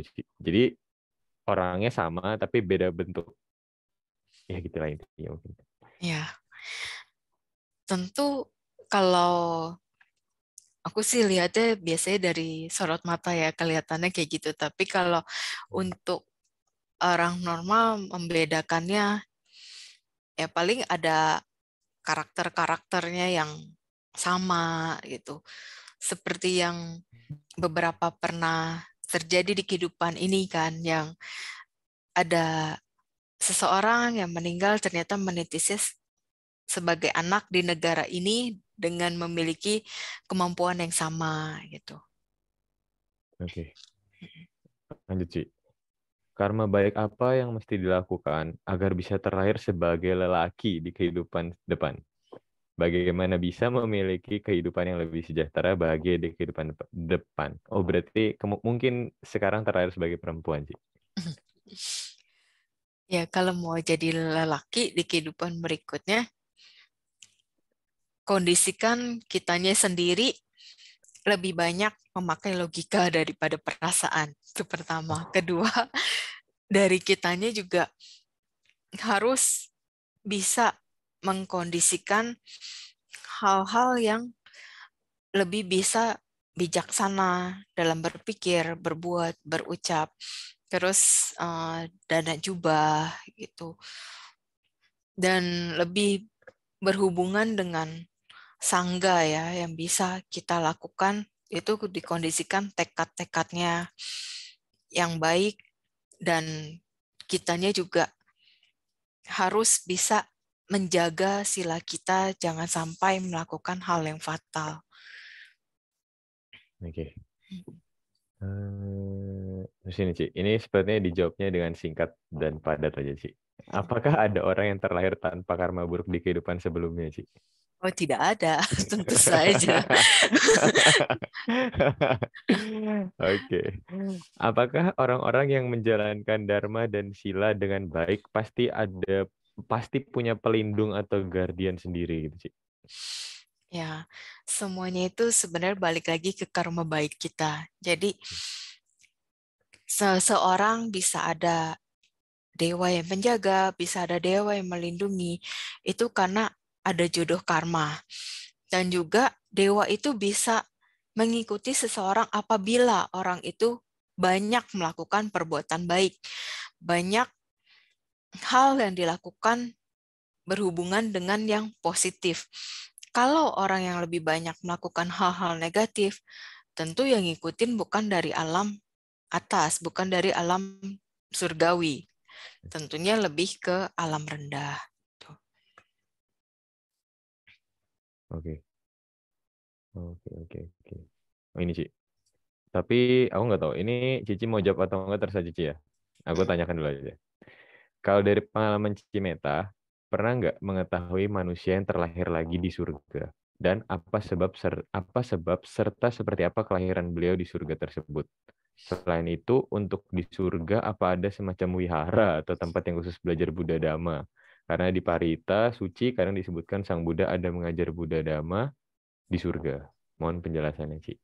Ya, jadi kalau di alam surgawi ini, itu tempatnya memang indah. Tetapi tergantung alamnya. Ada alam yang memang semuanya bisa diciptakan sampai misalkan mau wihara, mau ada masalah atau apapun, itu dengan pikiran. Misalkan pada masa hidupnya, seseorang itu sangat suka pergi ke wihara. Ini kalau alamnya tinggi ya, dia menciptakan dengan pikiran aja bisa terbentuk gitu. Tapi kalau alam dewanya yang alam dewa rendah, ya tidak sampai seperti itu. Oke. Lanjut ya, Ci. Oh ya, apalagi zaman Sang Buddha ya. Itu kan sudah pasti tentu langsung sekejap, tidak seperti kita. Betul. Nah, apakah pelimpahan jasa hanya bisa diterima untuk orang yang sudah meninggal saja, sedangkan yang masih hidup tidak bisa menerima, Ci? Bisa kok, masih hidup. Jadi kalau ada sanak keluarga kita yang sedang menderita atau sedang sakit, kita mau limpahkan jasa untuk mereka, bisa-bisa aja. Hanya bedanya kan kita tidak perlu ada kata almarhumnya aja. Oke. Nah, apa umur seseorang juga bisa berubah karena perbuatan kita di kehidupan sekarang, Ci? Misalnya seperti banyak berbuat baik menjadikan umur yang lebih panjang, Ci. Bisa. Bisa, tapi kayaknya nggak bisa dipastikan, Ci ya. Jadi ada beberapa hal yang pernah ini juga saya lihat sendiri, ketika seseorang dikatakan ini umurnya sudah mendekati, terus banyak melakukan perbuatan baik, entah itu fangse, entah itu berbuat baik dalam bentuknya macam-macam ya, terus dikondisikan untuk yang bersangkutan ada perubahan. Tiba-tiba ya tidak terjadi apa-apa. Kalau memang itu sudah waktunya, kematian itu sudah waktunya padam, dilakukan kebajikan sebesar apapun, kalau waktunya sudah saatnya ya terjadi juga gitu. Jadi segala sesuatu masih bisa dirubah, balik lagi ke si orang yang bersangkutannya. Oke, Ci. Yang ini juga jawab singkat dan padat aja, Ci. Apakah emosi mempengaruhi rezeki seseorang? Tentu. Karena kalau emosi kita sembarangan bertindak. Kalau kita bisa mengendalikan, maka semuanya bisa terkontrol dengan baik.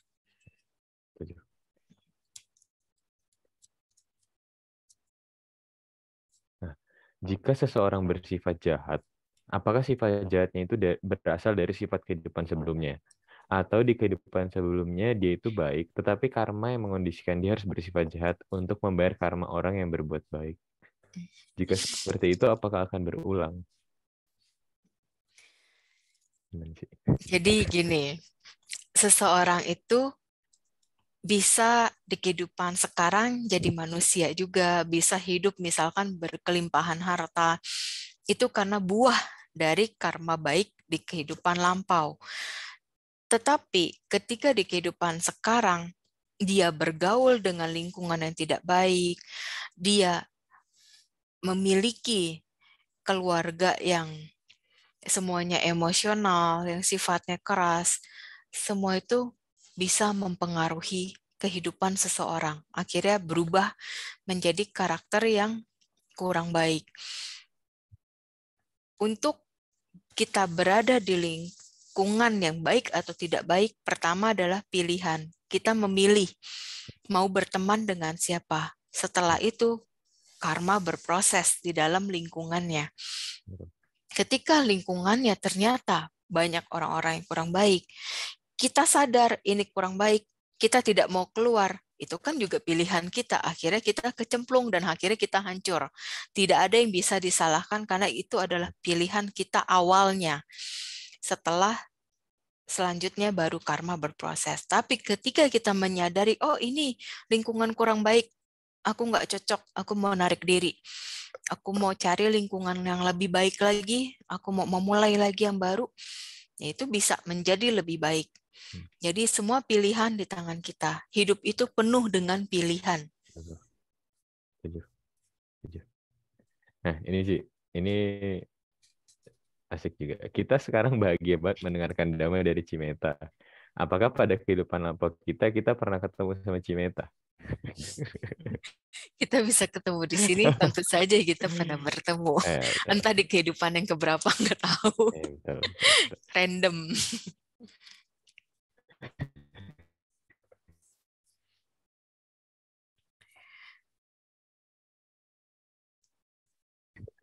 Terus ini lagi, Ci. Kalau lihat itu, dalam melihat past life seseorang. Halo, Ci, sorry. Iya. Kalau misalnya orang yang mempunyai kemampuan khusus, atau dia bisa melihat past life seseorang, apakah itu memakai energi yang besar, sih? Iya. Oke. Karena kan kita harus fokus. Oke. Terus ini sih tentang orang pintar atau dukun. Pada kehidupan ini itu kan ada orang yang memiliki kemampuan khusus, entah untuk membantu atau untuk melukai orang lain, seperti santet atau apa gitu, Ci. Nah, apakah kemampuan yang didapatkan ini akibat dari buah karma baik di kehidupan lampau karena melatih diri atau seperti apa, Ci? Tergantung ya. Kadang ada yang memang belajar, gitu. Karena di Indo ini dan beberapa negara yang memang ciri khasnya ilmu-ilmu begituannya kuat, itu bisa dipelajari dan akhirnya bisa mencelakai, bisa membantu juga. Kalau yang bawaan dari yang lampau, itu biasanya sih tidak melukai, tidak membahayakan nyawa siapapun. Dan juga itu balik lagi ke si yang bersangkutan. Mungkin dibawanya dari yang lampau, dia tidak jahat. Tetapi karena faktor balik lagi lingkungan, dia memilih lingkungan yang kurang baik, ya akhirnya dia merasa enjoy di sana, ya akan terbentuk yang seperti apa.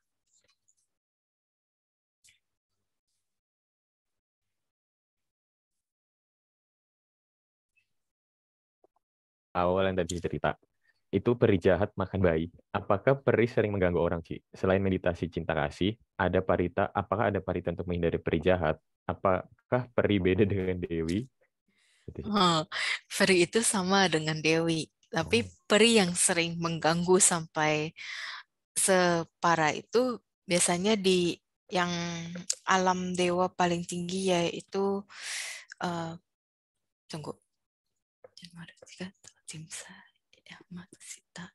Paranimita Wasawati. Di situ memang ada beberapa dewa Mara ya, Dewi Mara itu yang suka mengganggu.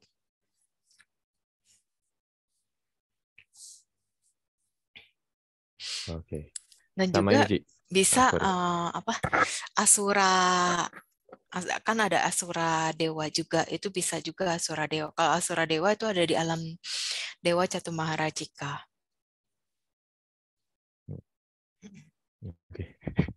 Oke sih. Ini ada sambungan yang tadi mengenai past life. Sering orang regresi hipnoterapi. Apakah benar seseorang setelah terapi ada penyakit atau beban mental yang sembuh, Ci? Halo, Ci? Ada. Okay. Jadi bisa menerima keadaan yang saat ini sedang dia rasa tidak nyaman. Jadi setelah tahu penyebabnya, dia bisa netral. Gitu. Tapi hilang belum tentu ya, gitu. Oke. Nah ini, Ci. Kan Cimeta sudah menjalani selama 6 kehidupan sampai punya kemampuan seperti saat ini. Nah, apa di kehidupan sebelumnya Cimeta pernah bertemu dengan Sang Buddha Gotama, Ci? Wah, ini itu zaman Buddha. Kalau saya sudah mencapai kesucian. Oke. Apa hubungannya past life dengan istilah takdir, Ci? Oke, kalau past life ya sambungan kehidupan kan, antara yang lalu dengan yang sekarang. Kalau takdir itu biasanya yang dimaksud adalah ditentukan. Jadi di dalam hidup ini tidak ada hal yang ditentukan, semua adalah pilihan.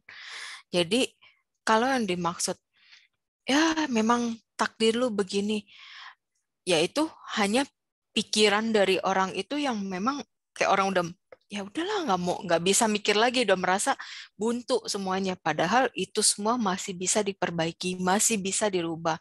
Bagaimana tergantung dari orang yang bersangkutan mau atau tidak. Kalau dia merasa ya percuma lah berubah, nanti juga begini-begini, ya udah berarti kan dari dianya yang tidak mau berubah gitu. Ini lagi Ci. Untuk past life keberapa dari kehidupan sekarang yang mesti kita fokus ya, dan berapa banyak past life yang kita bisa lihat ya atau suruh orang liatin ya.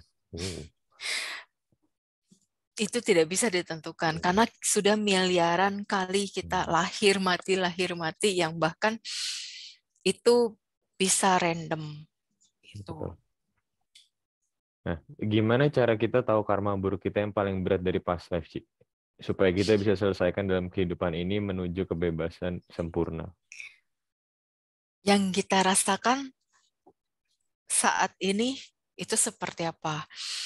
Kalau ada momen dari kita lahir hingga kita saat ini, ketika kita sedang merenung, ada momen kita merasakan titik terberat dalam hidup kita, yaitu adalah salah satu buah karma buruk kita yang besar yang telah berbuah gitu. Tapi kalau saat ini kita merasakan ya masih fine-fine aja, ya berarti buah karma buruk yang terjadi kecil karena kita masih merasa fine-fine aja.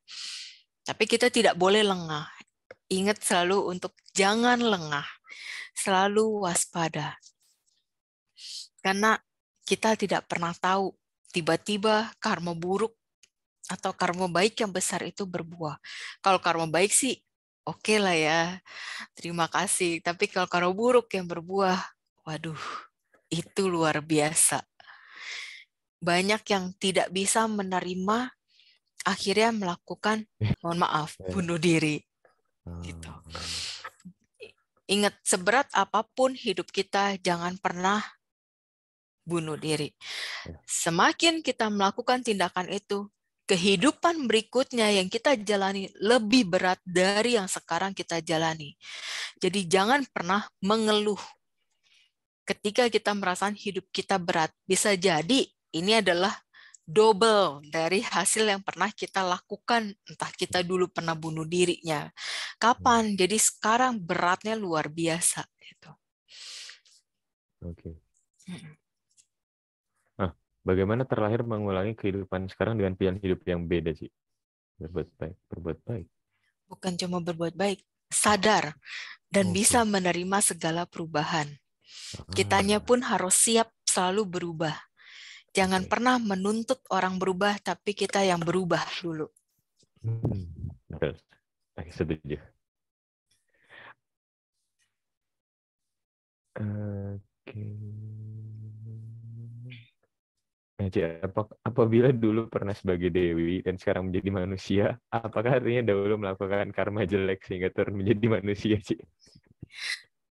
Enggak, biasanya karma baiknya sudah selesai untuk di alam dewa. Ada karma baik yang memang porsinya harus dijalani di alam manusia dan karma buruk yang harus dijalani di alam manusia. Apakah fungsi bisa dilimpahkan untuk orang-orang yang sudah meninggal, Ci? Apakah mereka bisa menerima pelimpahan karma baik ini? Ya, fungsi itu kan bagian dari perbuatan baik ya. Nah, perbuatan baiknya itu kita limpahkan untuk semua makhluk yang berhubungan karma, termasuk para leluhur ya bisa juga. Kalau memang leluhur itu bisa menerima pelimpahan jasa. Ini ada lagi yang menarik. Apakah kita perlu membakar rumah-rumahan, uang, mobil, dan lain-lain untuk orang yang sudah meninggal? Apa memang betul kita membakar bisa diterima orang yang sudah meninggal, Ci? Kita membakar itu untuk menghormati tradisi yang sudah turun-temurun. Tetapi di sananya itu tidak diterima karena semua balik lagi ke karma masing-masing. Kalau dia terlahir di alam surgawi, di alam dewa-dewi, dia bisa memiliki istana, bisa memiliki tempat tinggal, itu adalah buah dari karma baiknya sendiri. Tetapi apabila tidak memiliki rumah, tidak memiliki tempat tinggal, ya memang karma baiknya masih kurang. Cara memupuknya gimana? Ya dari keluarga yang apabila suka melakukan pelimpahan jasa, suka melakukan perbuatan baik atas nama almarhum, si almarhumnya setidaknya dia bisa mengingat kebaikan-kebaikan entah di kehidupan yang saat jadi manusia atau yang lampau-lampau itu bisa terkondisi berbuah. Jadi ya entah di alam dewa, entah di alam manusianya. Oke. Sebentar, Ci. Ini, Ci. Ini mungkin ada yang sedikit curcol, Ci, ya. Maaf, ingin bertanya. Apa yang menyebabkan seseorang berselingkuh? Apakah ada sebab akibat lampau yang menyebabkan itu terjadi, Ci? Ya, untuk penyebab selingkuh itu ada banyak banget faktornya ya. Ada yang memang dari si yang bersangkutan pertama nih tidak bisa mengontrol hawa nafsunya. Kedua, dia merasa balik lagi nih, ada yang merasa diramalkan, punya istrinya 2, 3, bisa hidupnya lebih baik secara rezeki. Jadi karena pandangan salah yang seperti itu bisa merusak rumah tangganya. Itu bisa juga karena memang dari hubungan suami istrinya yang sudah tidak harmonis. Bisa juga karena dari banyak faktor-faktor lainnya, entah faktor pertemanannya, entah teman-teman yang suka ngumpul, entah faktor lingkungan kerja yang dia harus entertain akhirnya berakhir dengan perselingkuhan. Itu lihat dari kondisi yang saat ininya terjadi dulu. Baru setelah itu dilihat apakah ini memang benar-benar ada hubungan karma. Tetapi semua pasti ada kaitan karmanya. Hanya dari sekarang ya, si pelaku memberikan alasannya seperti apa. Kadang kan biasanya selalu mencari pembenaran, bukan mencari kebenaran. Biasanya pelaku selalu seperti itu ya. Gitu. Kalau pelaku itu jujur akan apa yang dia lakukan itu salah, maka para wanita penggoda itu tidak ada lagi yang namanya, mohon maaf, pelakor. Pelakornya pada pensiun. Kalau pelakunya jujur ya. Oke. Nah, ini sih, ini juga bagus nih. Bagaimana setelah mengetahui past life, itu malah menjadi beban pikiran. Lebih baik kita tidak perlu tahu, tetapi menjalani hidup dengan sebaiknya.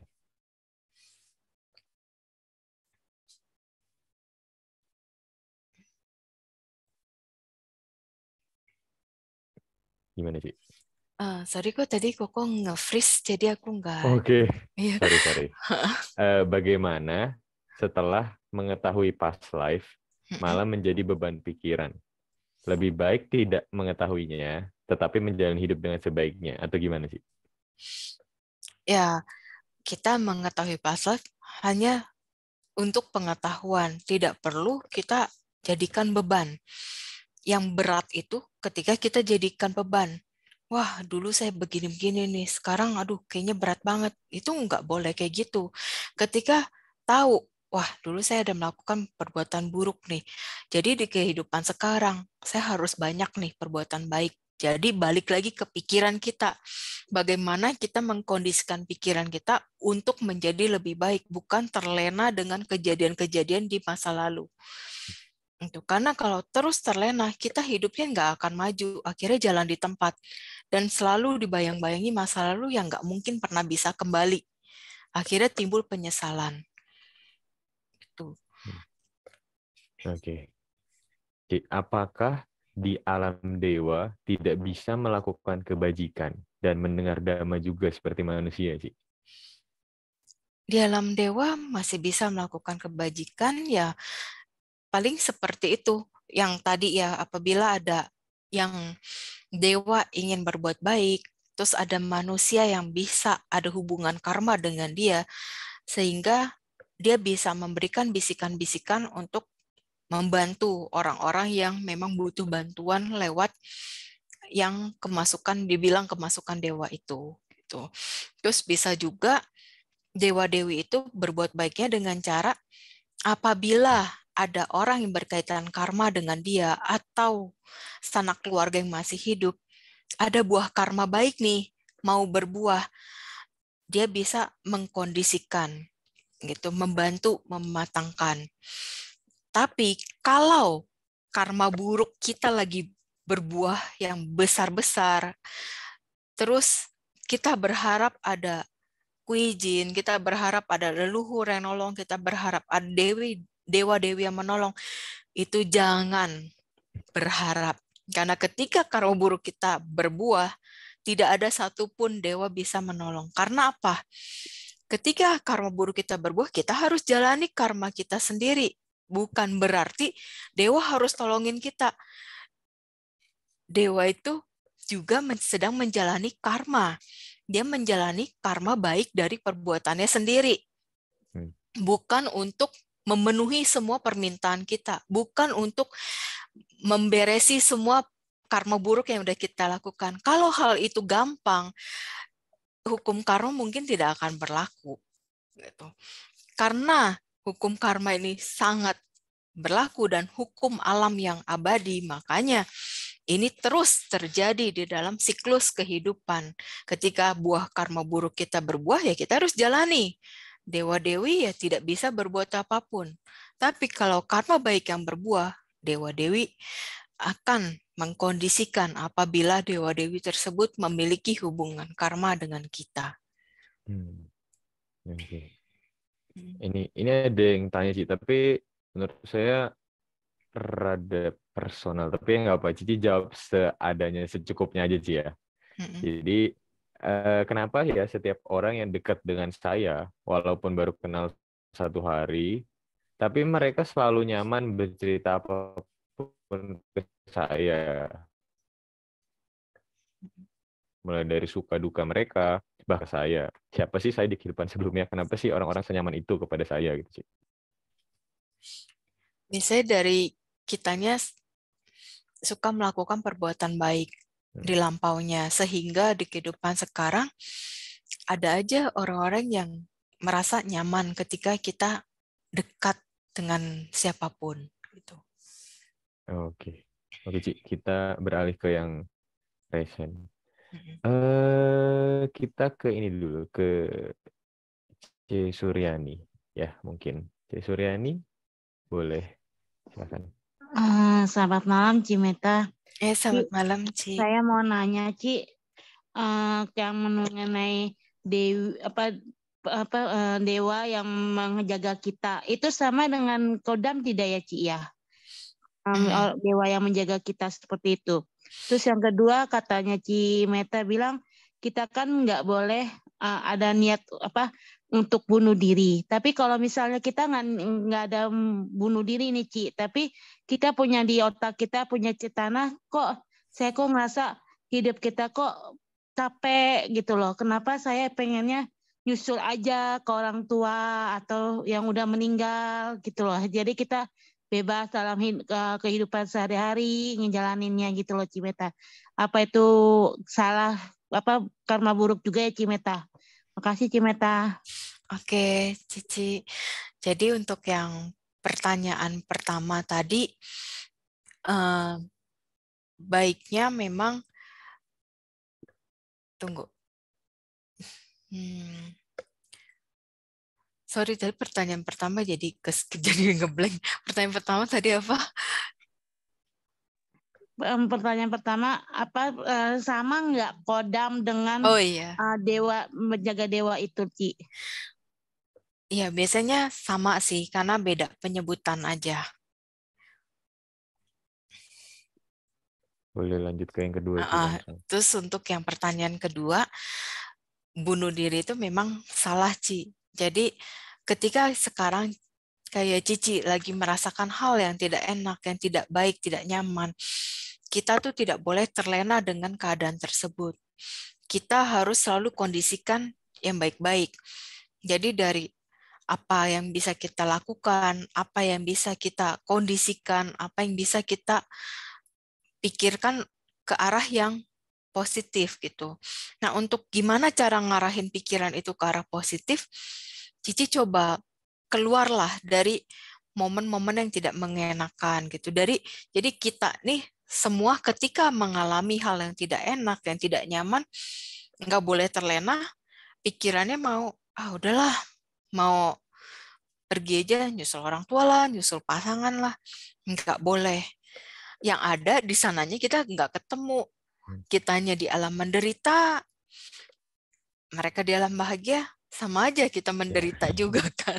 Gitu. Jadi harus jalani kondisi yang sekarang terjadi. Menerima ini adalah bagian dari buah karma kita sendiri. Oke. Semoga menjawab ya pertanyaannya Ci tadi ya. Oke, 2 pertanyaan terakhir.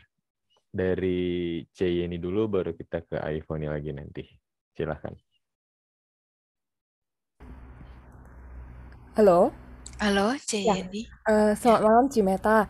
Ya, malam. Mau nanya aja, kalau itu kan ada tarot reading. Ya. Nah, apakah tarot reading itu accurate, dan apakah lebih bagus kita bertanya kepada orang indigo yang ada kemampuan, itu lebih akurat, atau ke tarot reading itu juga sebenarnya akurat begitu?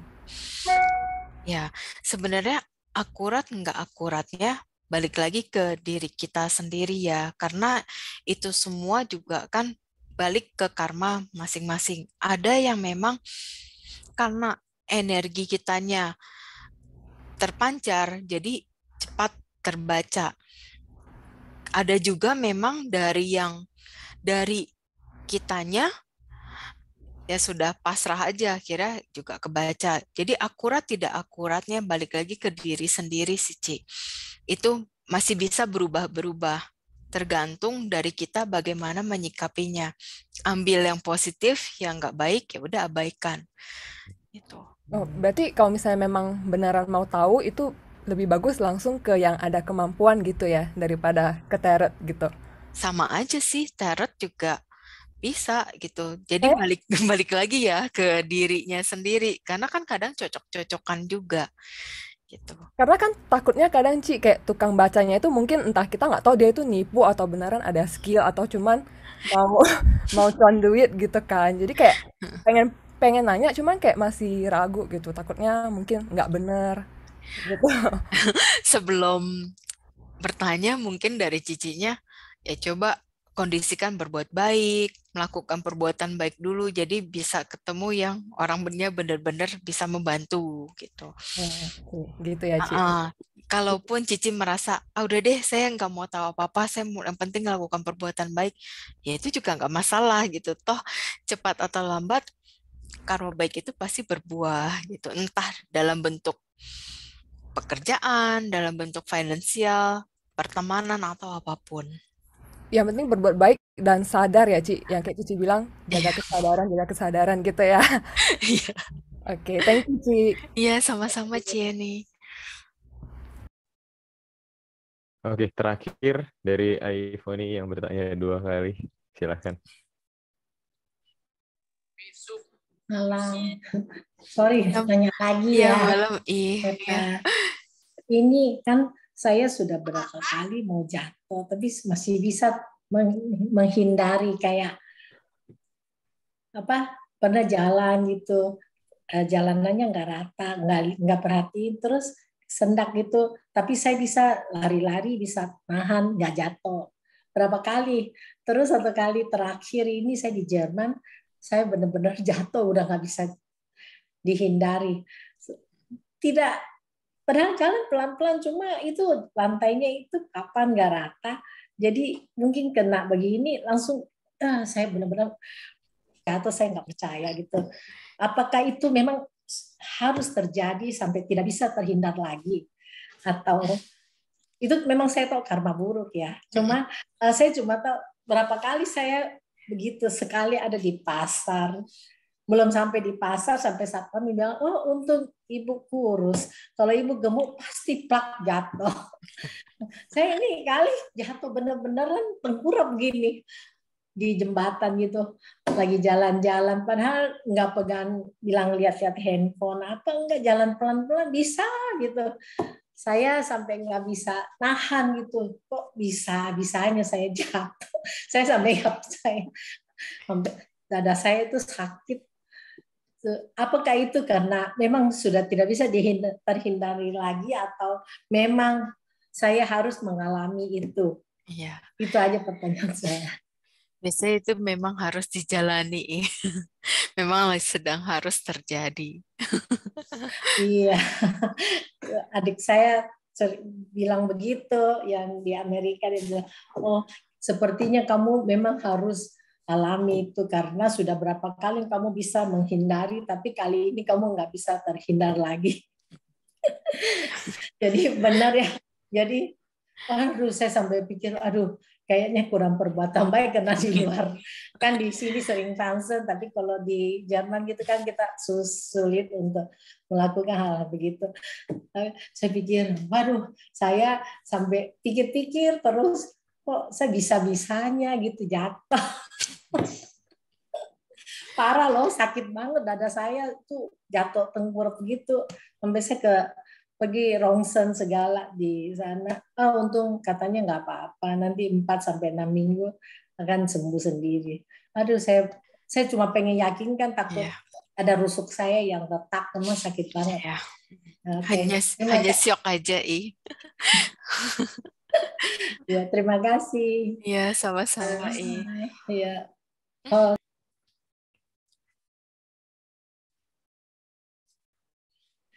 Terima kasih untuk kesempatan yang kedua kalinya. Iya. Selamat malam. Malam. Anumodana. Teman-teman yang lain, mohon maaf, mungkin di lain kesempatan bisa mendapatkan kesempatannya ya.